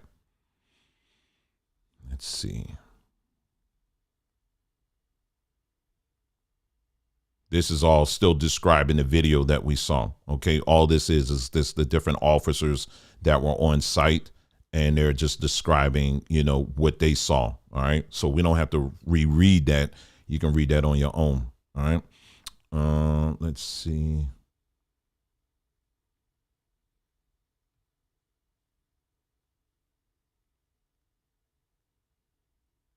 All right, this is from the same scene here. Nicole, who had an outstanding felony warrant, was argumentative prior to getting into the Sprinter, stating she needs to see the search warrant if we need to remain on her property.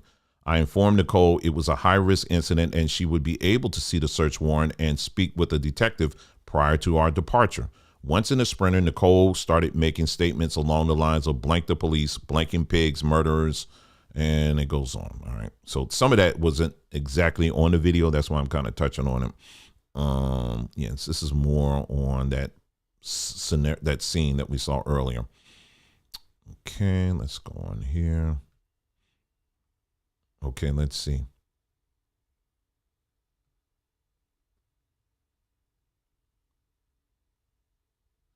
And it looks like, according to this, she was charged with resisting arrest 5 times in the past. So there's a lot of other things that, there's a long history with these people here. All right. Let's see.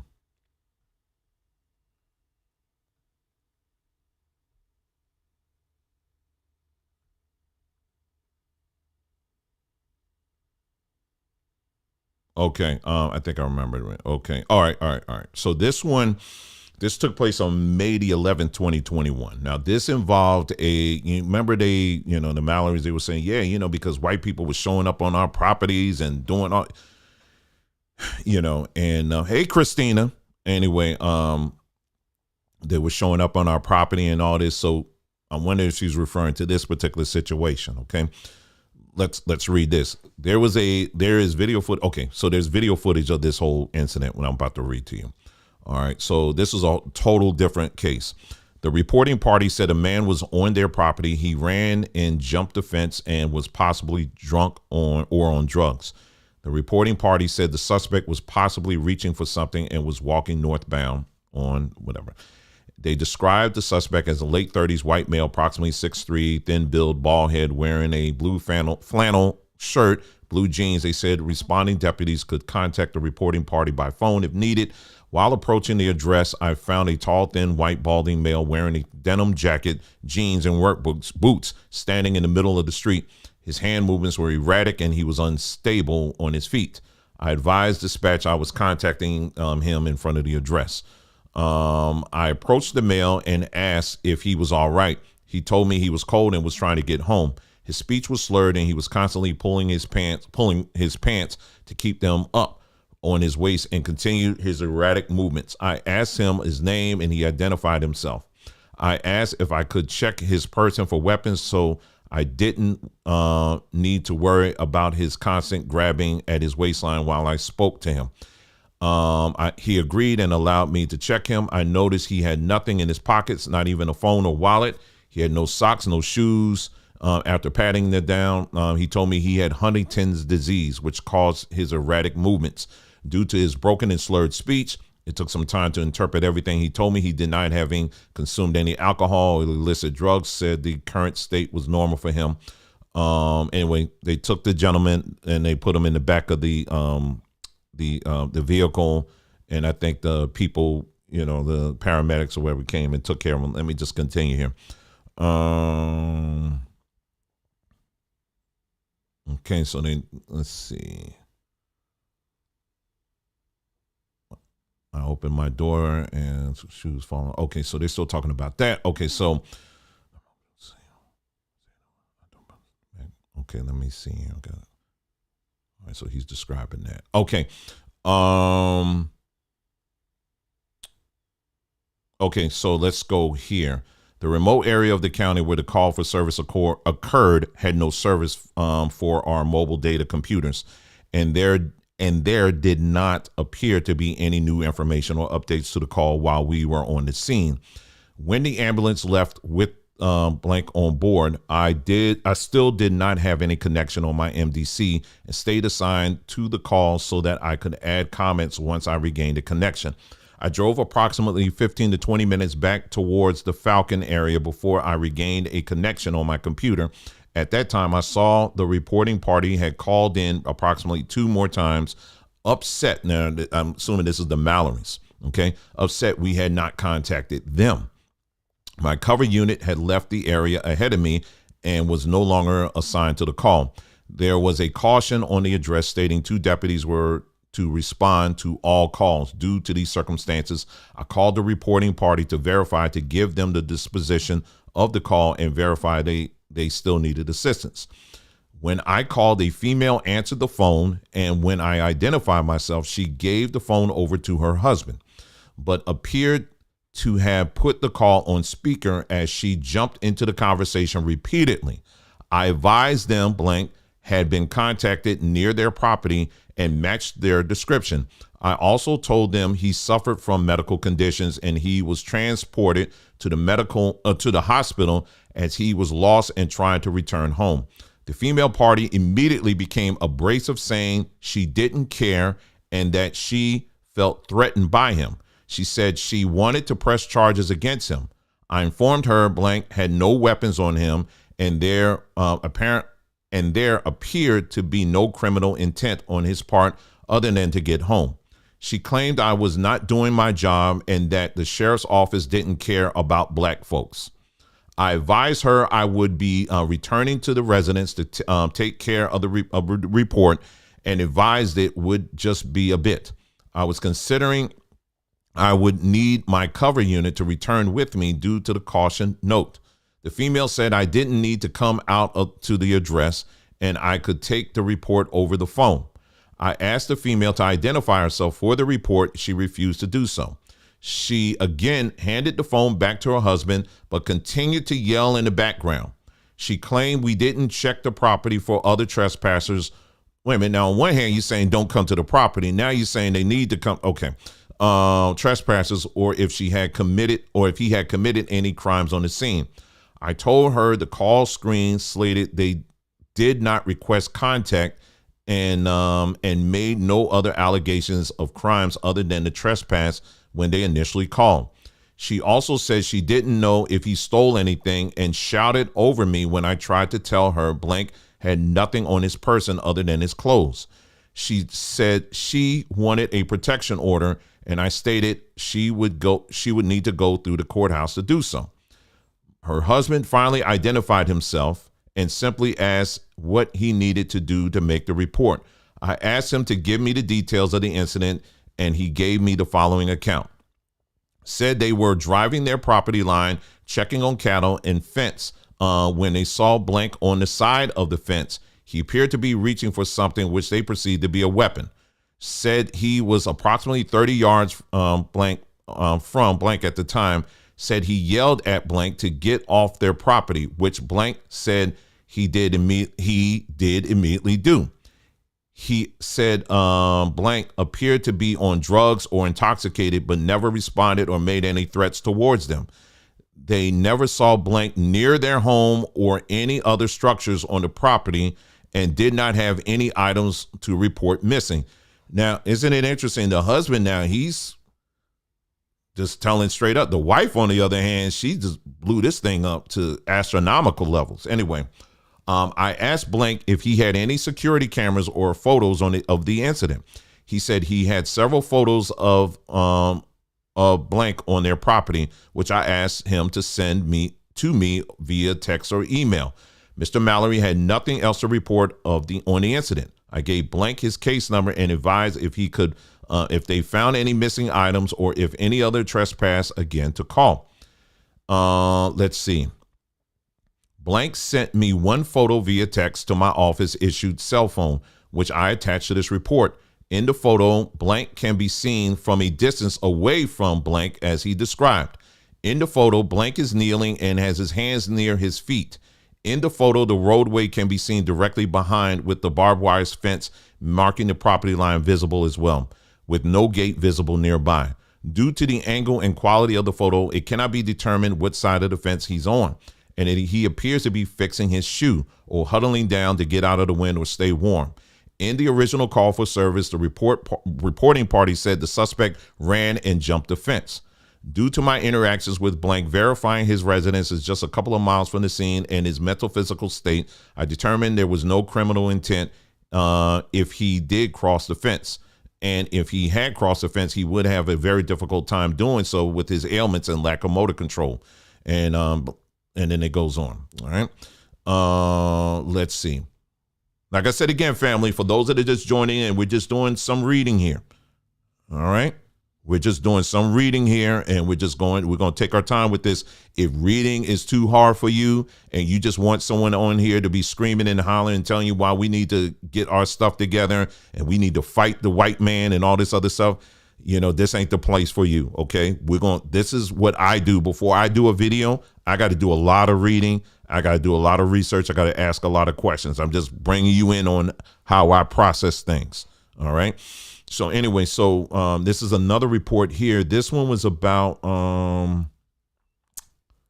let's see.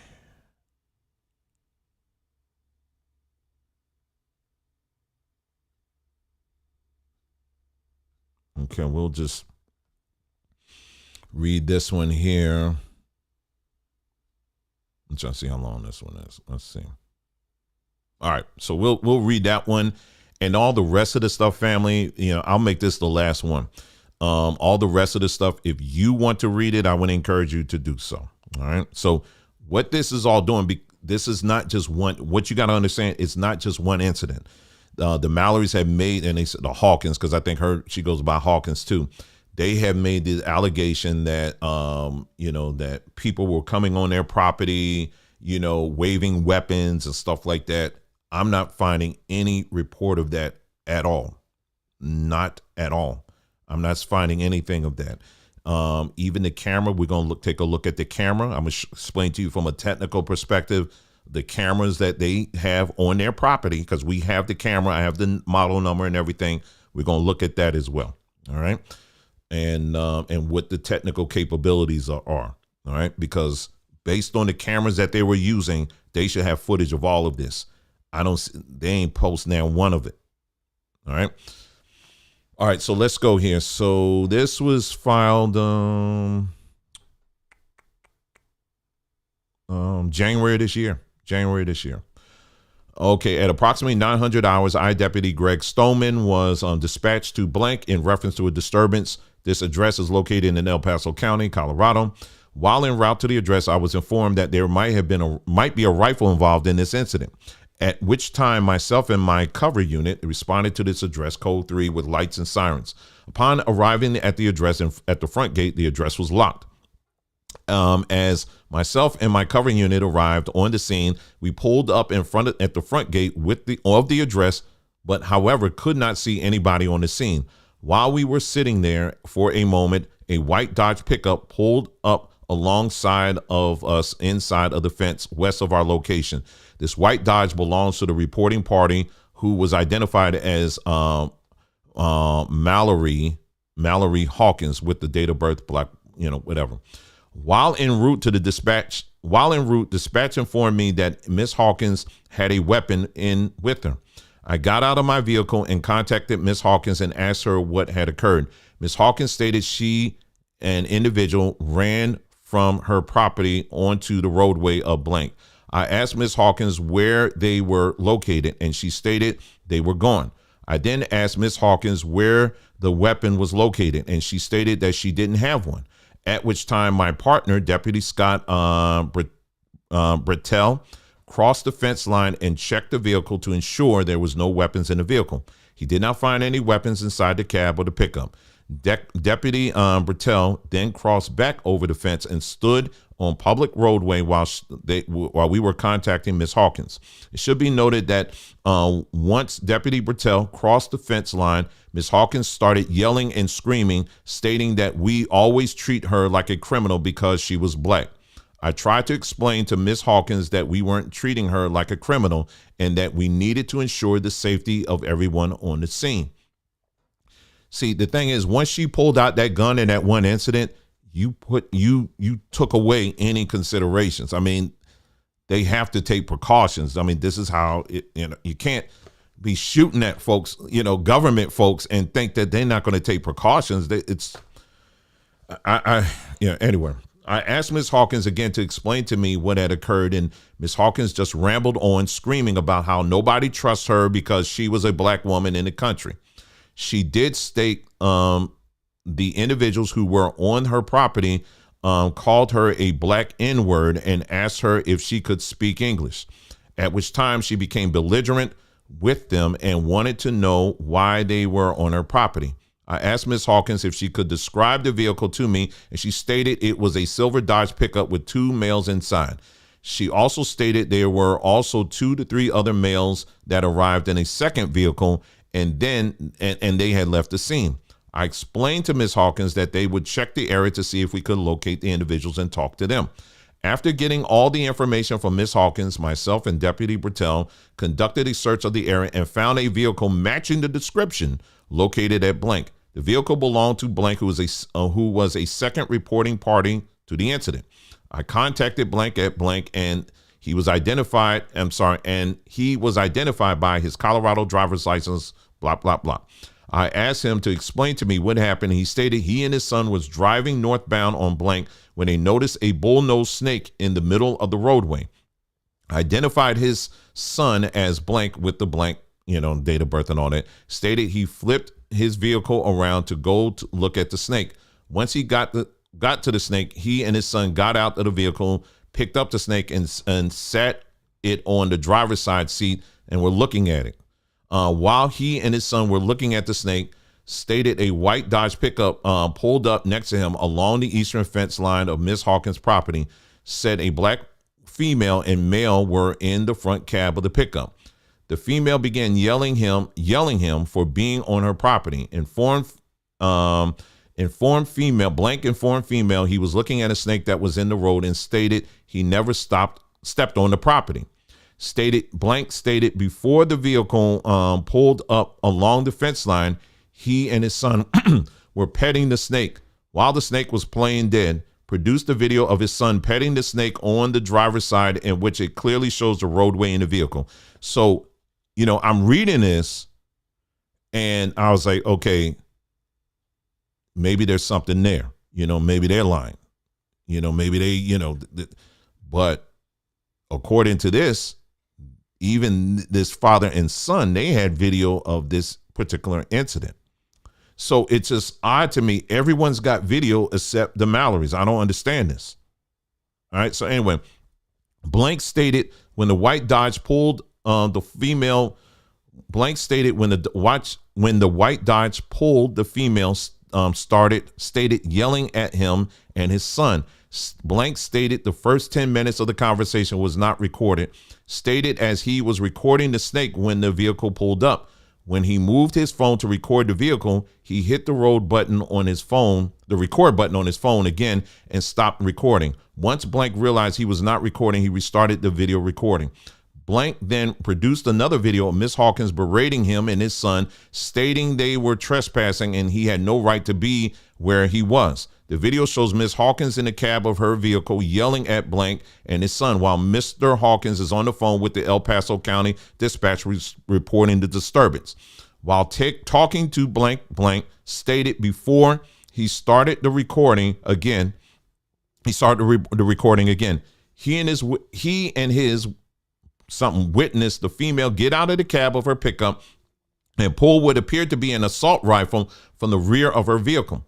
The female then placed it in front of the driver's side of her vehicle. Inside the vehicle, she stated she got back into the vehicle, checked the magazine of her weapon, and then replaced the magazine in the weapon, at which time Blank told his son to move towards the front of their vehicle with the engine between the son and the female.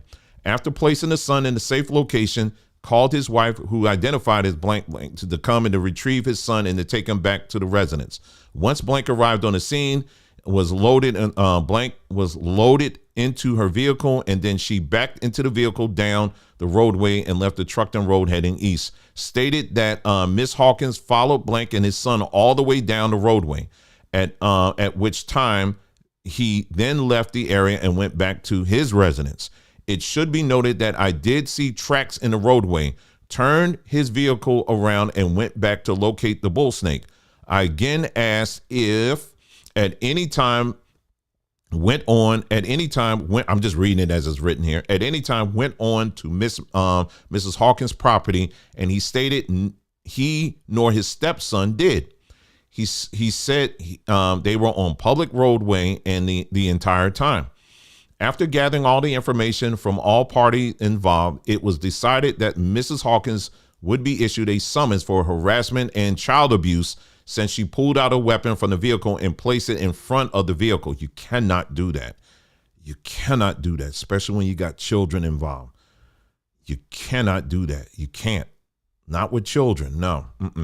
At no time did Blank state he ever saw the weapon pointed at him or his son.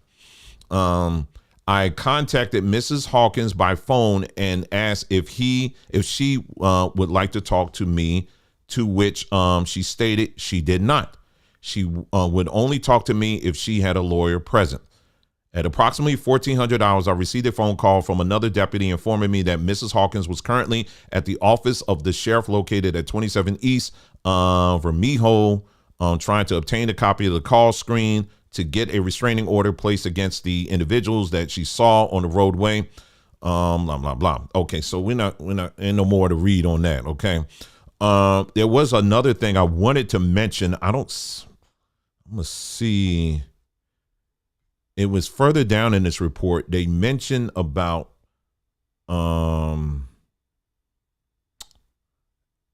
how, because some people were saying that it was the Mallory's. They were saying that neighbors were using a device to point at the Mallory's camera. It's like a jamming device. But in this report, it actually is the opposite. It was the Mallory's, apparently, according to this report, that had a device, and they were pointing it to the neighbors. But you have to dig into all of this. There's a lot in here, family. Like I said, I'm not gonna, I can go on and on and on. But reason why I'm doing this so that you can get as much a good assessment of all the going ons that was happening there. Now, there's a news report from because Denver News is now kind of jumping in on this. I'm gonna see if I can find it right quick. They did a report on this story, and let me see if I can find that. Hold on, just very, very quickly here. And they did a report on this, and it's very interesting how they covered this. Very, very interesting. Okay, I got this here. It probably will be an ad first, and there it is. And then I'm going to pull this up here. Okay, here we go. All right, so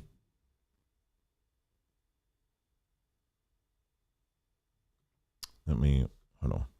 Paso County Sheriff's Office. Okay, all right, so I'm just giving you part of it here. This is Denver 7. All right, so let's take a look at how they're reporting it. And then they have a exclusive with the Mallory, so you'll get to hear from them. Failure to respond. A lot of their pets, pets have been poisoned and killed. Some of their livestock has been poisoned and killed. Dr. Vern L. Howard is teaming up with Portia Prescott and Rashad Younger from the NAACP to help the Mallorys. Basically, the Mallorys have been harassed on their property and on their land. At that point, it became very clear that they weren't necessarily safe. Animals poisoned and killed, a couple feeling harassed and terrorized. Huge claims that we'll break down. But first, how do we go from the Mallorys being seen as victims to the ones in handcuffs? The El Paso County Sheriff's Office investigated and decided it was the Mallorys who were felony stalking their neighbor. We got our hands on the arrest affidavit. It focuses on multiple complaints from the Mallorys' next-door neighbor. It's clear there's years of animosity on both sides of this easement road, and it's this road that has been center stage for many of their interactions. Like CW and Nicole walking between the properties with their hands up, yelling, "Hands up, don't shoot." The affidavit mentioned a 19-page log that the neighbor maintained was supporting video and photos of each interaction she considered to be stalking. But when it came time for the investigation, it wasn't her cameras pointed at them, but the Mallorys' cameras pointed toward her property that deputies confiscated. With the affidavit in hand, we went to the Mallorys' ranch. It was a windy day, so we met inside our news car. After talking for nearly an hour, the Mallorys finally agreed to do their first sit-down interview with me. You remove the only support that I have and the only other eyes I have to try to catch what's going on around me. CW said the sheriff's office is using video caught on the neighbor's security cameras against him, but his cameras were removed. I asked him why he'd walk by their neighbor's home with hands in the air. My cows were loose, so we went down there, got our cows, and we pushed them back the way they came out. And as I said, we need to put our hands up and say, please don't shoot us. We're just getting our cows. Please don't shoot. We're just getting our cows. Let's be clear. I just want to revisit that. Me putting my hands up, us putting our hands up, and is a safety. As an African American. It's been said a lot that this is a land dispute between neighbors. That's what it boils down to. And that you all or your neighbor could choose to avoid each other because you have so much land. What is your response to that? Let me be clear about something. I do not have a neighbor dispute. My dispute is with El Paso County Sheriff's Department for enabling this behavior. Nicole says one deputy in particular, who she's filed multiple complaints against, is leading the charge. In what I believe is a modern day KKK assault against my family. That's not a small accusation to make. But Nicole says Facebook comments and a community page turned to blatant racism after the sheriff's office got involved. Comments like, "I was amazed at how much property was tagged Black Lives Matter. Didn't expect that kind of in-your-face crap way out here. Let's all go have car issues on that road." And, "Are there any restrictions on size of pitchforks and fire sticks in Colorado?" From there, Nicole... Now, let me stop here for a second. They're using as the source, they're saying Facebook, but you notice they're not showing the Facebook page. You know where this came from? Arc Republic. Arc Republic is the news, quote unquote, news service that initially start pushing this story. Arc Republic is not located in Colorado. They're not located in Denver. They're located in Newark, New Jersey. So that's the source. See, that's why you got to go through everything so you can peel apart all of this stuff and find out, okay, where you're getting your stuff from. says it turned to physical attacks. Animals being gutted, our lives being threatened, people being sent to our home under threat of lynching, hanging, pitchforks, fire.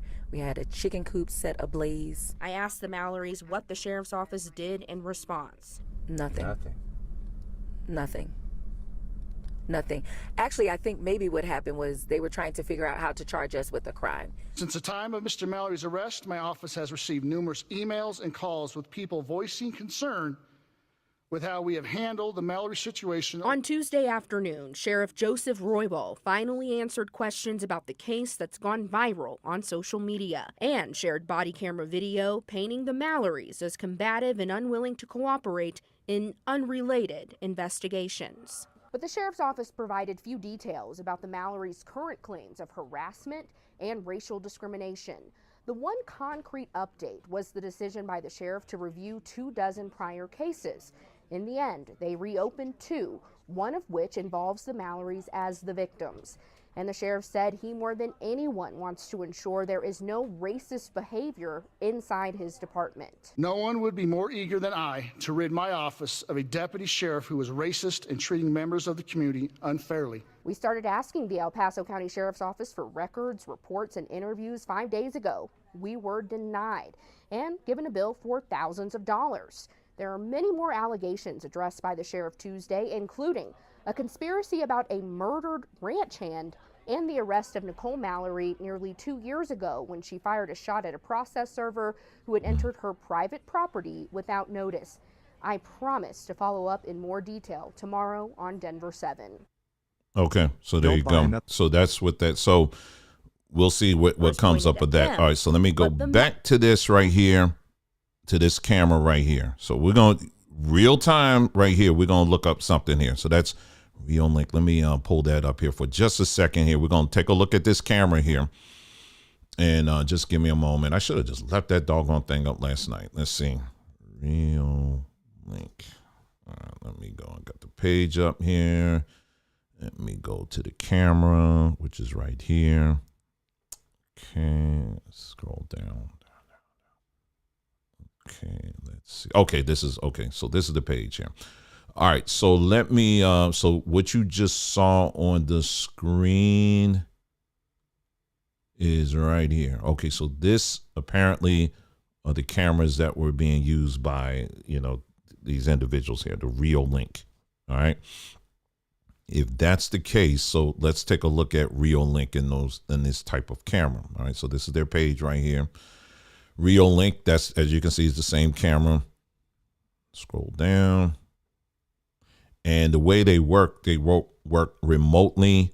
And just in short, what it is that when you have, because cameras now, what you can do is you can have remote cameras that aren't wired. Now we're in the age of wireless. So you can have it connected to, if it's in a place that it can connect to your Wi-Fi, that's great because, it can upload that information to the cloud. And that's what they have is 2 options here.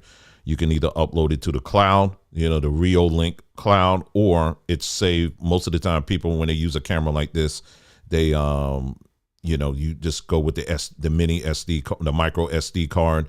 And then, you just periodically, you just take the card out and then you put it into your your computer or hard drive or whatever. So that way you have it saved. And so since this is the camera apparently that they were using, if that's the case, according to this news report, what I find interesting is that, again, you should have hours and hours and hours of video footage and stuff that you at least are putting screenshots up or something, to really make your case. But there's nothing. There's absolutely nothing. And even if whatever cameras were taken from their property before, same thing. If there was, if they're using, because I would imagine that's the type of camera they're using when you're dealing with a wide open space like that. You heard them say earlier that there's not a lot of signal. I mean, I can tell you right now, the signal is going to be horrible in a place like that. So it's going to be on you to make sure periodically you are taking the card out and you're downloading it to your computer, and that's it. And if you have such great tension between you and your neighbor, that you would think someone would be doing this literally every day. But apparently we don't have any footage. There's nothing. They don't have anything. So anyway, as you can see, family, there's a whole lot in this. And I know we're very deep. This broadcast is like 2 hours. And like I said, again, you're looking at over 100 and some odd pages of reports on this whole thing. And I have no intention or no interest to go through all of them. But what I did wanted to do is to at least present this. Someone that mentioned said they were using jammers. I don't know if you just got in here just now, but if you dig into the reports, the they in it isn't the neighbors. It was the other way around. That was in the reports.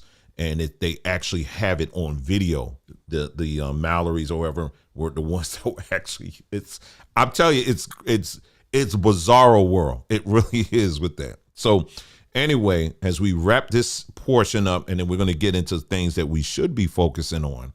And is this, family, again, one more time, we are not under any circumstances. I don't care. I'm about truth. I'm about justice, period. And anybody that knows me is they'll know one thing about me, and that's it. And it's this: I love my people. Priority number one. If my people were to come to me and say, "Hey, listen, Dwayne, we got this going on. They're doing this and that or whatever," I'm ready to go to war. I'll be ready to go to war. First of all, for my wife. Second of all, for my children and my family. I'm about going to war. You understand what I'm saying? When it comes to people that I love. So that's number one. All right. So there's no doubt on that. And people that know me, they know I'm like that. But prior to me doing that, I'm the one that will say, wait a minute. Let me ask you some questions. Let me make sure, because see, what I don't want is be in the middle of a war and then the truth start coming out and I'm the one looking like a complete fool out here because you got the story wrong. So I'll be calm. I'll be calm as a cucumber at first. I'll be seething underneath that, but I'll be calm as a cucumber. But I'm asking a whole lot of questions, making sure, okay, I got the story right. And then once I got my facts together, it's a complete wrap at that point. You know what I mean? And so that's kind of how I operate, when it comes to things like this. Like I said, when we first followed this, again, the emotions were there. You don't, man, you got this 2023 and you got this kind of mess going on. This is crazy, But we continue to look into the story, and the more we start looking at this story, we start seeing it's some mess in there. Yeah, you're right. If you go into the reports, there's craziness on both sides of this story. See, that's the thing that's getting lost, because I think at one time, even the neighbors were arrested too. But you won't know any of this at all if you listen to some of these platforms. Do a search on YouTube right now, Black Colorado Ranchers. Everybody is simply repeating the videos that they put out, which they out there saying, it's just hard out here in America to be out here, to be a rancher. And all I'm trying to do is that, and they coming over here with pitchforks and, they gutting my animals and and so the other thing is, in the reports, it talks about the cop asked them, all right, basically asking them to go take your dog, because you said your dog was poisoned, go to the vet and verify that by obtaining a toxicology report. They never did that. But in the meantime, it's all on Main Street. They poisoning all of my animals. They gutting all of my animals, and we don't know. You know what I'm saying? There's no proof. There's no evidence of that. So family, again, And that's why I was saying, I know for some of you, it's very hard to believe. Why would they do something like this? I don't understand. Live life, get out a little bit more. Trust me, you got some folks out here that got some issues. They got some issues, you know, and it's all kind of reasons. I don't want to really speculate too much on that, but trust me and know there are a lot of folks, there are black folks out here that just, they got some issues, man, for real. And you get swept up in them and not knowing what the heck is going on. I'm just trying to tell you, man. So family, make sure you're asking questions, please. You know, the last I checked their GoFundMe, I think it's, do I have it right here? I'm looking at 187. Let's see. Right now their GoFundMe is at 187. They're closing in on $200,000. $200,000 that could have gone to so many other things, so many other situations, but instead it's all wrapped up in this. And I explained last night politically, the political moves and how it's done. You know, the NAACP, those other organizations, they are low key or being hired to do PR work for them. So it's not free. They're going to be looking for a donation. And inadvertently, a lot of this money is going to probably end up in the hands of those organizations. That's how they do their thing. That's how they maintain their relevance, family. All right. Yeah, Truth Seeking, you said 1,000 acres is about 1.5. When I tell you that's a lot of land. But I was telling my wife last night as we're getting ready to transition here, the thing that really puzzles me is that 1,000 acres. If I got 1,000 acres, I'm not going to be focused on one little corner of my property. I mean, if I got some fools next door to me is literally, I can get out here and within a minute, I'm knocking on my neighbor. With them, they got to take an ATV to get to their neighbor. I mean, why am I focused on one little part? But apparently, you know, it's whatever, you know, like I said, again, she's definitely got some things going on and he definitely has got something going on too. And it goes beyond, you know, just simply a case of white people not liking black people. There's some other things going on there, family. Just be careful, okay? Mind yourself, you know. Don't just jump to conclusions. All right. So what we're going to do now, let's take a break here. And once we take a break, when we come back, we're going to switch up here. And we're going to talk about the stuff that's going down in Ohio. I have a few videos to show you on that. Also Arizona. And then I'm going to let you know what Nicole and I are going to do, what we're preparing to do this coming Friday that you're not going to want to miss, okay, in regards to that. All right, you're listening to Off Plantation Radio, and I'll see you right after the break here.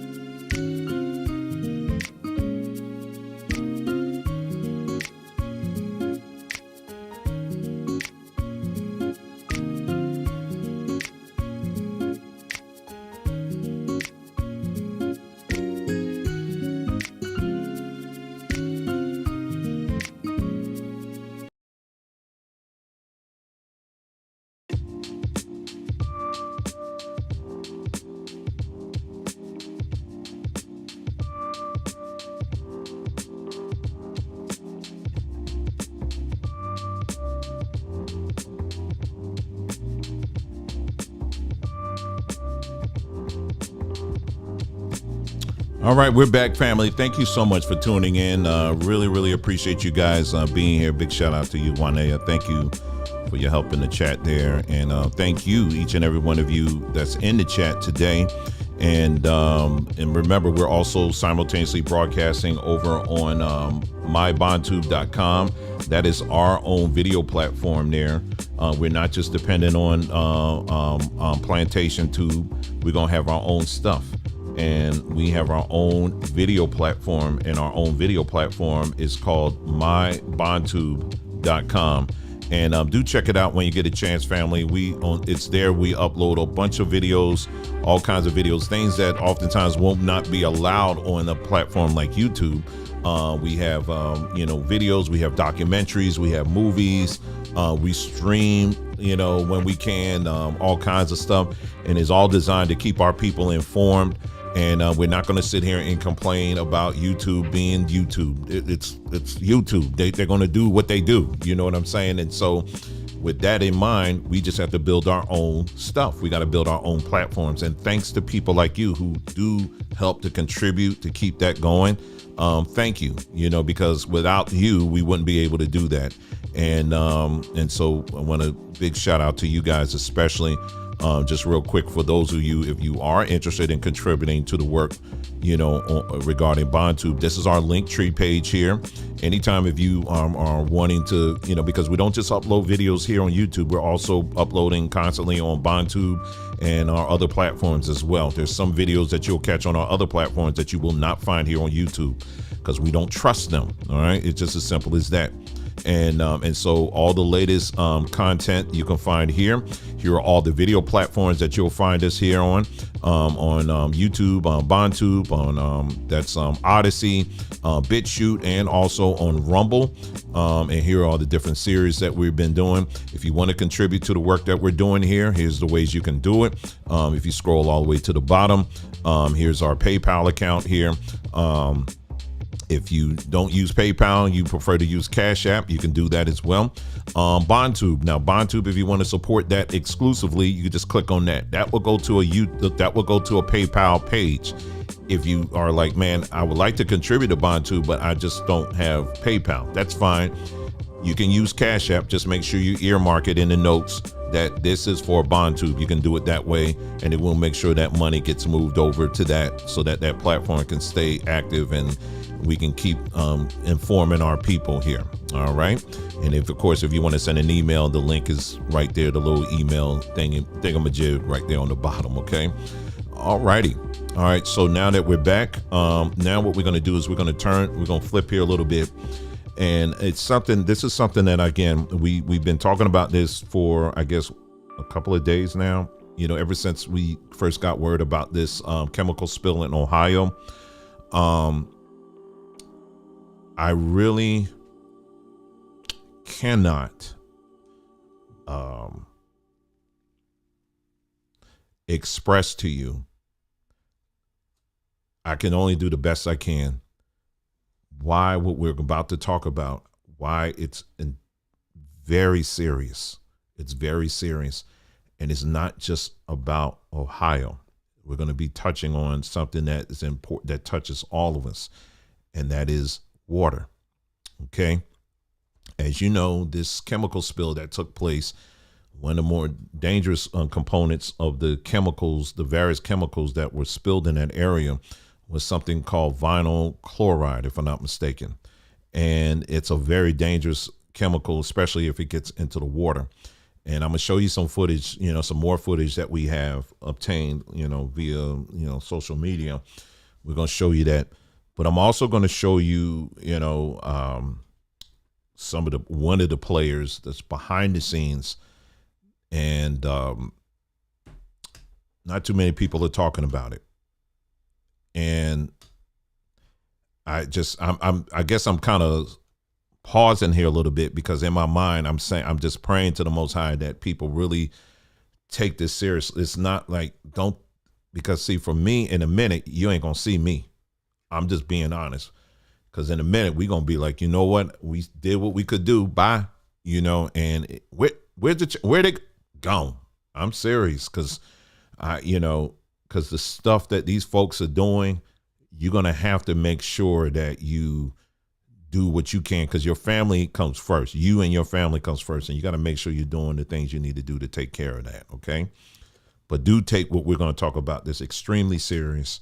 And like I said, this coming Friday, we're going to go through as many details as possible so that you can have enough information so that you and your family can make the right decisions going forward. Because as we can clearly see, the tactic that these people are using, we're going to have to become more aggressive in being proactive and making sure that our families are taken care of. Okay.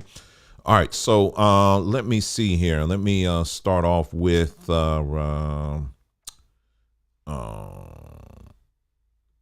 this right here. I think this is a good place to start.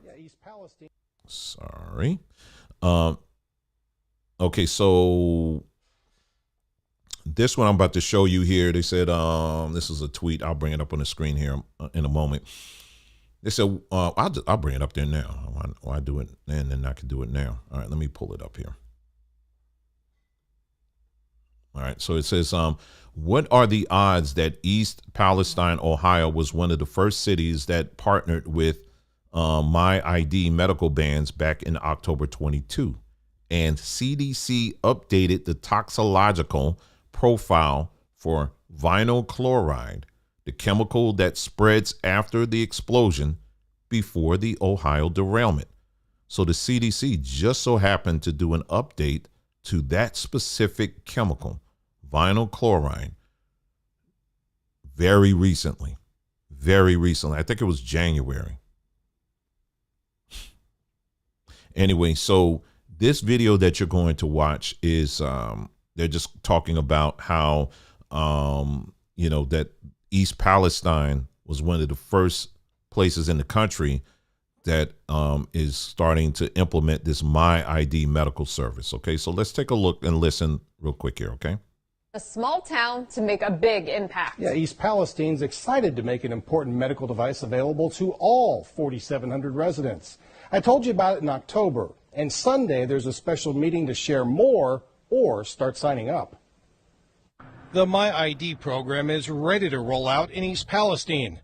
It's a medical information system which helps first responders provide care. And it gives us that rapid information that we may need should somebody be unresponsive or having some kind of medical emergency. My ID provides wearable devices or key fobs which have QR codes. Emergency responders use a camera phone to access important medical information. It shows them the underlying medical conditions you've supplied about allergies, medications, even emergency contacts. That information could impact treatment decisions if a person can't say it. All of the information is HIPAA compliant. My ID is available in East Palestine and Unity Township. The fire department will demonstrate it to other departments which provide backup. My ID can be used anywhere. Sunday, residents can learn more during a special meeting at the East Palestine Community Center. We want to bring people in to get signed up, to pick their device that they want, and just so we can see who all is interested in it. People who are ready can sign up and pick their device. It's free. The village has $5,000 in donations to cover the first phase of 250 devices. Anybody that's skeptical, please come on down, sit down, and talk to us. We'll be happy to show you everything that goes on with it. We'll be happy to show you how secure it is. Now, people who sign up Sunday could get their devices within a couple weeks, and that's when My ID will go live. Any phone camera can open. So yeah, so they already have the problem, disaster solution, however it goes, and reaction solution. And so here they this is even prior to all of this happening. Why is this significant? Because wouldn't that be isn't that very helpful, for a situation? Wouldn't that be very helpful in a situation like what they just went through? And it just so happens they were already pitching this out of all the thousands and thousands and thousands of towns in the United States. They just happened to pick East Palestine as one of the forerunners of this technology to implement it. Really interesting. Then they have, let's see, and then they mention here the CDC updated the toxicological profile of vinyl chloride. All right, so the chemical that spread after the explosion. A small town to make a big impact. Yeah, East Palestine's excited to make an important. Sorry, well, let's see. 100 residents. I told you about it in October. All right, let's go back here. Dag on it. I got so many windows up. Okay, is this it here? Oh, yeah. Oh, well, what do you look at there? They just updated it in January 2023.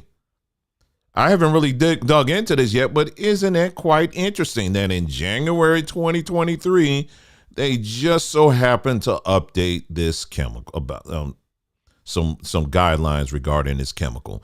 And then on February, we have the train wreck that was carrying what? Vinyl chloride. It's family. This is it just writes itself at this point. It's ridiculous. It's completely ridiculous. Ain't that something? Anyway, let's see. Let's go back to my Twitter feed here, and what is going on? Okay,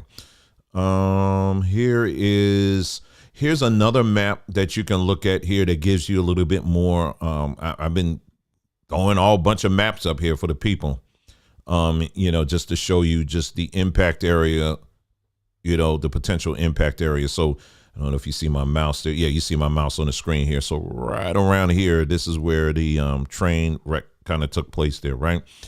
And this is all the different waterways in the area. All right. So, of course, naturally, the further away you go, the weaker it's going to be. And that's why I showed you the map that, showed you really the hot points, which is kind of like in this area. It touches Pennsylvania. It goes as far south as West Virginia.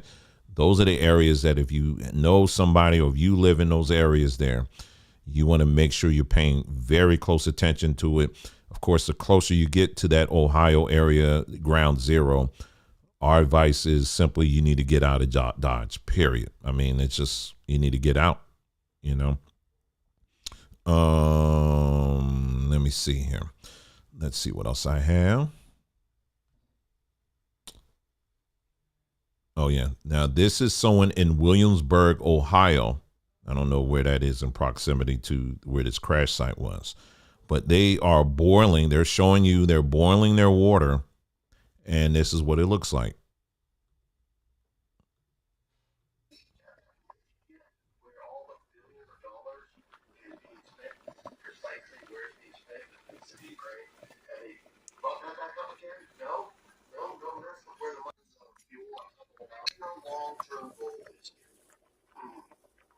What do you think they're trying to distract us from paying attention to? Huh? What do you think the real news is? I can't make out what he's saying, but maybe you can. But what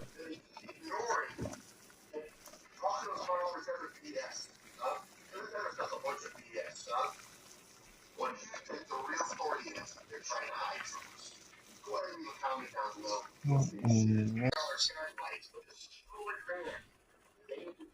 All right, so you got the idea there. Let me see. Now they're taking stills of it there. Yep. Yeah, you drink that water. Yeah, you go ahead, drink that water. Well, the government said we can come back. So, Dwayne, don't worry about it. Who you think you is? The government said we can come back. So if the government said we can go back, then it must be we good. Yep, that's right. You go, Ronald. Go on back. Go on back. Mm-hmm. Okay, now this is a gentleman that lives in East Palestine, and he's talking about the impact on his life. And let's take a look at this one. In East Palestine, Ohio, my home and my business, separate buildings, are both located within throwing distance of the train derailment. And the water, the creek, is where most of the smell comes from. If you get closer to the creek, which runs through town, it stinks and it burns your eyes. My family and I, my wife and 2 kids, we have an Airbnb we've been living out of since this happened last Friday. This is the first time I've been home in a week because I had to leave my 2 small dogs here. They're okay. I just, I had to come feed them. We still have a mortgage on this house. We were pretty well paid off, well more than halfway paid off, but that was based on the value at the time. But it's worthless now because, who's going to buy a house next to a train wreck? I own Velez engines. The brakes in here. It's all a work in progress that I can't do.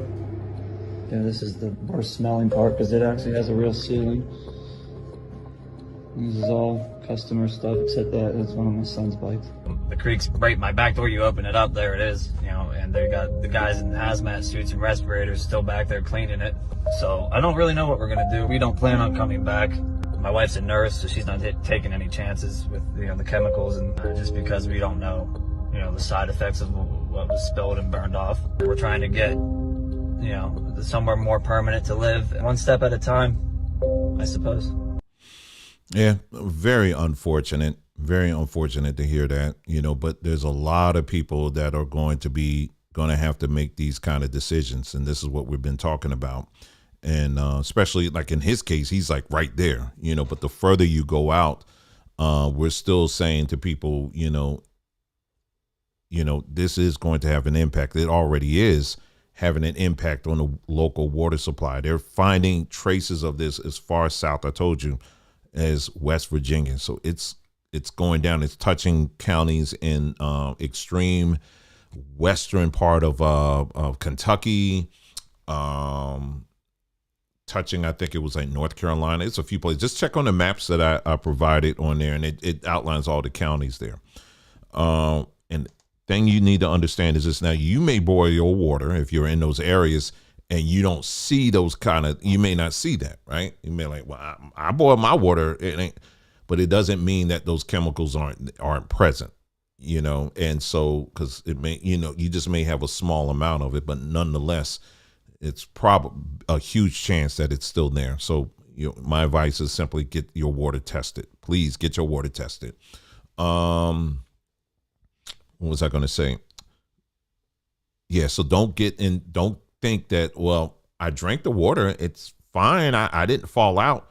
Again, it doesn't work that way. We're talking something that's over a long period of time.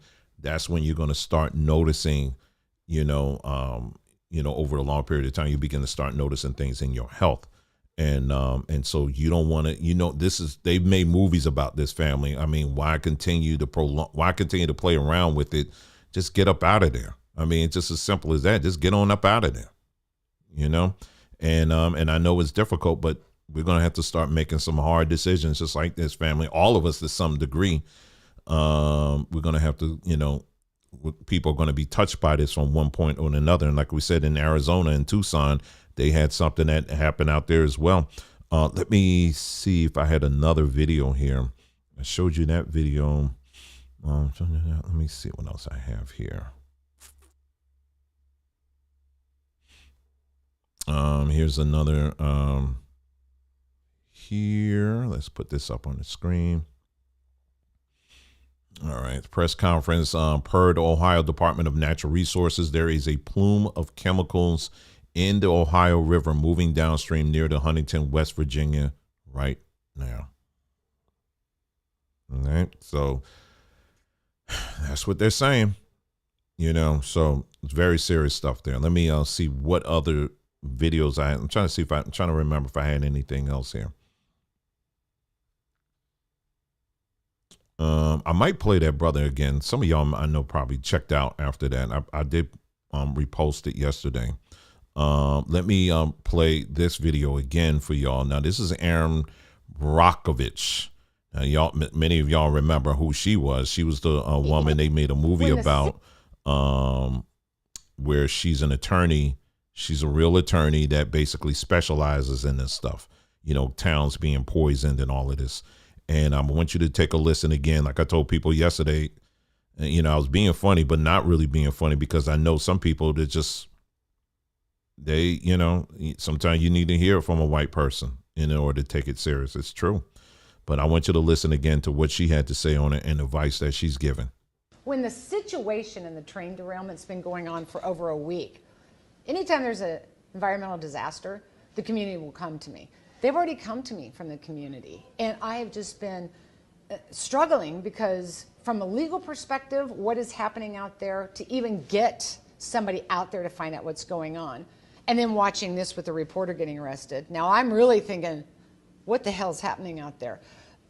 I think the most important thing these community members can do, and they're reaching out to me, and they're afraid, and they're worried. They're making the observations of the fish kills. I need them to start protecting themselves. I don't think we're going to get a direct answer right now about the dangers or from the EPA or even the laws going to understand what's happening out there. I need this community to act for themselves. If you feel unsafe, then please get out of harm's way. If you feel unsafe, stay sheltered in place. If you're questioning that it's all clear and you think it isn't, listen to that voice. Document what's happening to your own health. Document or videotape the fish that are dying, or as you move about in your community. I think it will be critical. You will have to protect and defend yourself at this moment, because I don't think all the answers are there. They will be, but they're not. So for in the moment, please use your own instincts. Keep yourself safe. Ask questions. If you're uncertain, get to safety. And if you see something, say something and document it. Have you been able to get a lawyer to get out there on the ground? I haven't been able to get, at this point in time, any law firms that I've reached out to. It's a pass. Why is that? You know what? I don't know why. It could be a whole host of reasons. My guess would be because there's no affirmative answer yet as to, we know it's vinyl chloride, what the levels are. The EPA is saying everything is safe, so they may just be following the safe thing to do until we know. No, I never trust that. After 30 years of what I've been through and what this community's going through, they know. Come on, it's vinyl chloride. It's in the air. The fish are dying. Really? Does that give you comfort that maybe I should be in this area? Probably. Now, the one thing she said that I want y'all to key in on is, sorry about this, is the fact that she said, and it's very important, listen to that inner voice. That's basically what she's saying. If you feel, if the government is telling you, oh, everything is safe and all that, but you're like, I don't know, you know. And here's the thing that's really crazy. Like the story that we covered in the bulk of this broadcast. Oh, I don't trust the cops at all. You know, these are devils. I don't ever trust these people. But in the same situation where the government, but you will listen to the government telling you, it's okay. Don't take it that serious. That Negro on YouTube, he's just going overboard. And what do? You know what? You're right, Mr. Government. Uncle Sam, I just so thank you, you know, for warning me against my people. But then you'll flip up and then the cops, you know, that other story, you just losing your mind over that. Yeah, I don't believe, you know, and it's like, wow, you don't see it, do you? You know, so, but yeah, ultimately that's what you lean on. You know, if it's not feeling just right, you don't want to, no, you don't want to bank on that at all, family. You know, keep a close eye on that story. Like I said, again, you know, depending on how close you are, let me pull up that map again. Then we're going to talk real quick about water and the importance of it. Okay. As if you need to know that, but let me pull that up here. Just a moment here. Yeah, someone cooking something downstairs. I'm hungry too. All right, let's see. Yeah, just to give you an idea, back up here, and then we'll mention briefly about what's going on in Tucson. Not that. This right here. Here we go. This is what I was looking for. So yeah, so if you're in this area right here, you see with this map, you know, all these different counties here, you want to pay very, very close attention to this situation, okay? Because you're going to be the most directly impacted by this. Plus the fact that, like I said, the burn off that they decided to do. So now you got that stuff that's in the air, floating in the air, going all in and touching the Northeast. So, you know, that's for those of us in the Northeast, is also will indirectly impact us as well. So, you know, so if you're in this area, your water supply is going to be touched by this one way or another. Okay.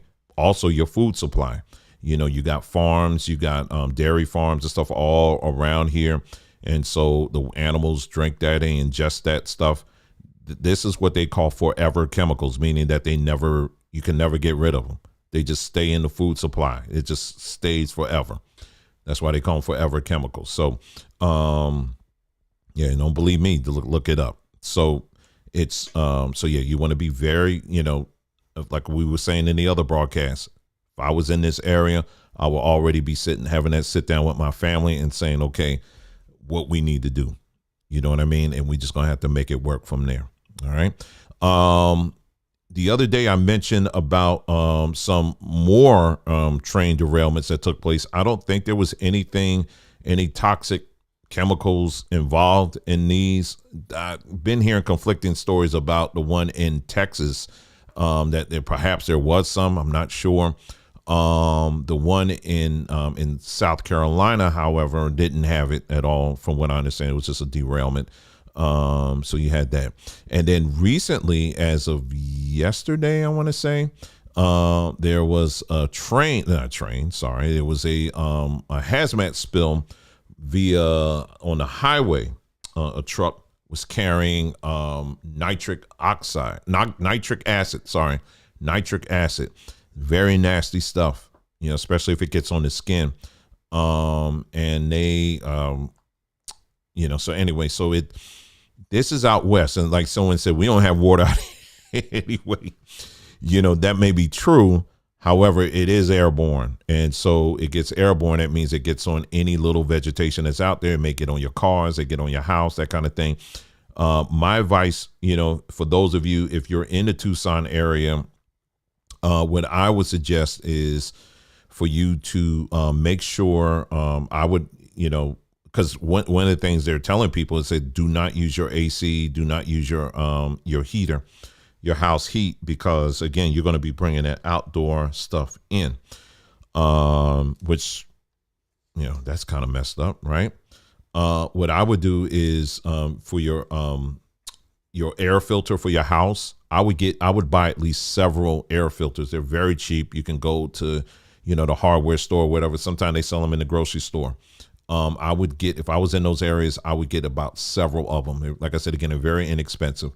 And the reason why I say several of them is you want to say for probably the next few weeks, you're probably going to want to change those things out just to make sure that, it's not, things aren't getting in there. You know what I mean? And you want to keep your air filter as fresh as possible. So that would be one thing I would do. The second thing I would do, again, if I'm in the Tucson area, if you're in Phoenix, and it probably won't affect you, if I was just in that Tucson area, the area that they're talking about, what I would do is get my home tested. All right. You want to look into testing and what kind of testing you can get done.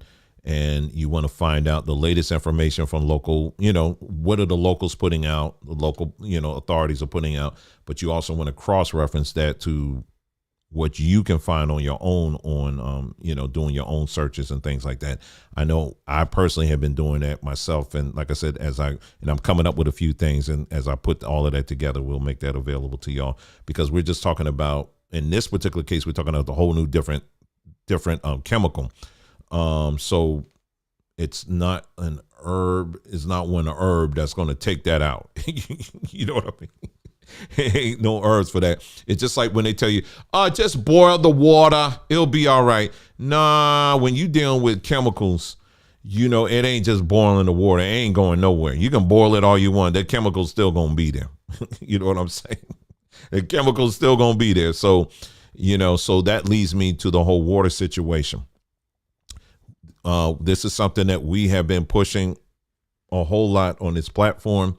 When it comes to water, what our advice is for our people, again, when it comes to water, is this: make sure you stop relying so much on using the water that's coming out of the faucet in your house, and start reaching towards natural spring water.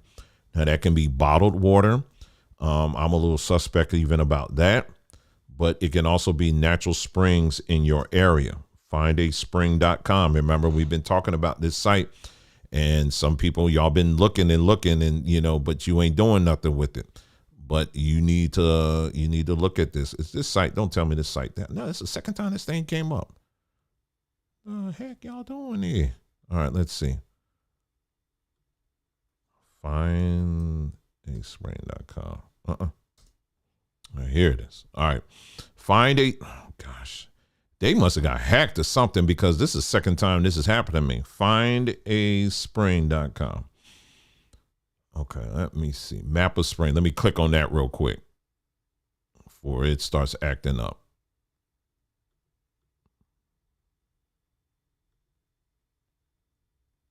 Yeah, they got spammed or something. Hold on. Let me see if I clicked on this. Okay, here we go. Yeah, they got something going on their page. Okay. So anyway, findaspring.com. This is a place where you can find all the natural springs in your area. If you're in the Northeast or on the eastern side of the United States, you can see there's a lot of options for you. Many of these springs are free. Some you do have to pay for.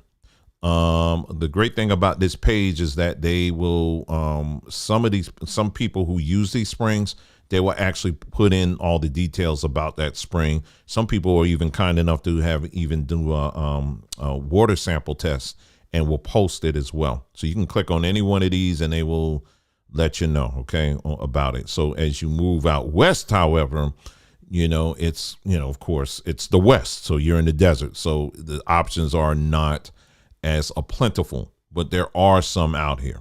All right. So in the case of our dear friend who's friends who are out here in the Phoenix area, if you're in Phoenix, there's one up here going up to, I think it's Sedona. That's right. Sedona, Arizona. That's about 2 hours away from Phoenix. That could be maybe just a once a month trip for you or whatever. But this is something that is well worth it because you need water. You desperately need water. You can't get around that one. All right. And then, of course, California, Colorado, you got Manitou Springs in Colorado Springs area. And Manitou Springs, I think they got at least 6 different natural springs you can go to if you live in the state of Colorado. And there's other places, too, that you can go. All right. But make it a point, family, to familiarize yourself with this site. All right. The reason why I'm saying this is because of the fact that they're trying to push as many people as possible to rely and depend on the water that's coming out of your faucet. All right. You remember, we're going to talk now. I'm going to show you a video here. I have to kind of block some of the things because there's some claims that are made on this video that unfortunately I have to make sure I'm careful, with this because, YouTube, they'll come along and say, oh, you're making a claim. But Bill Gates, ladies and gentlemen, Bill Gates, he has made some heavy investments in the area of when you're dealing with the water, in the area of water here. And so we're going to watch this video here. I'm going to see if I can kind of posture this video so that y'all can see it without the other stuff here. Okay. So I got to do a little gymnastics here. Okay. So yeah, pardon the positioning of it, but I got to do what I got to do, So anyway, here we go. Let's play this. I want you to take a listen. Is this thing not? Hold on. Oh, here it is. Okay, here we go. Again. Over the past few weeks, Gates has been quietly accumulating a massive $86 million position in a company called Ecolab, which he purchased through his LLC, Cascade Investments. This makes him one of the largest shareholders in the company. Now here's where it gets interesting. Ecolab specializes in water treatment using facilities and chemicals. And at the same time that Gates was building his position in the company, I discovered that a U.S. congressman named Alan Lowenthal also started buying shares in the company. So I did some digging on Alan Lowenthal, and wouldn't you know it, he conveniently sits on the Committee for Infrastructure, Water Resources, and the Environment. This is the exact same industry that Ecolab is in. As if that wasn't enough, the EPA just announced new chemical standards for water that will require major investments into water treatment facilities. So as of now, I'll definitely be keeping a close eye on this company.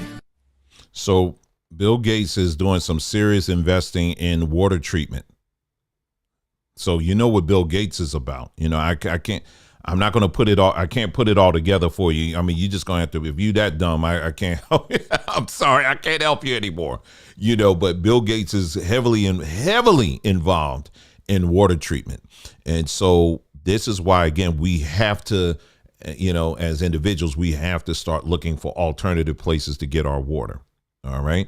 And so by looking at these different natural springs, checking the area, talking with the locals and finding out about the water and all of that, you definitely want to do your homework on that. But please, family, make it a point to at least visit, take a trip. You may, one of these springs like the one I just pointed in Arizona, hey, it's 2 hours away. Just make it get up early Saturday morning or something like that. Make it a fun drive.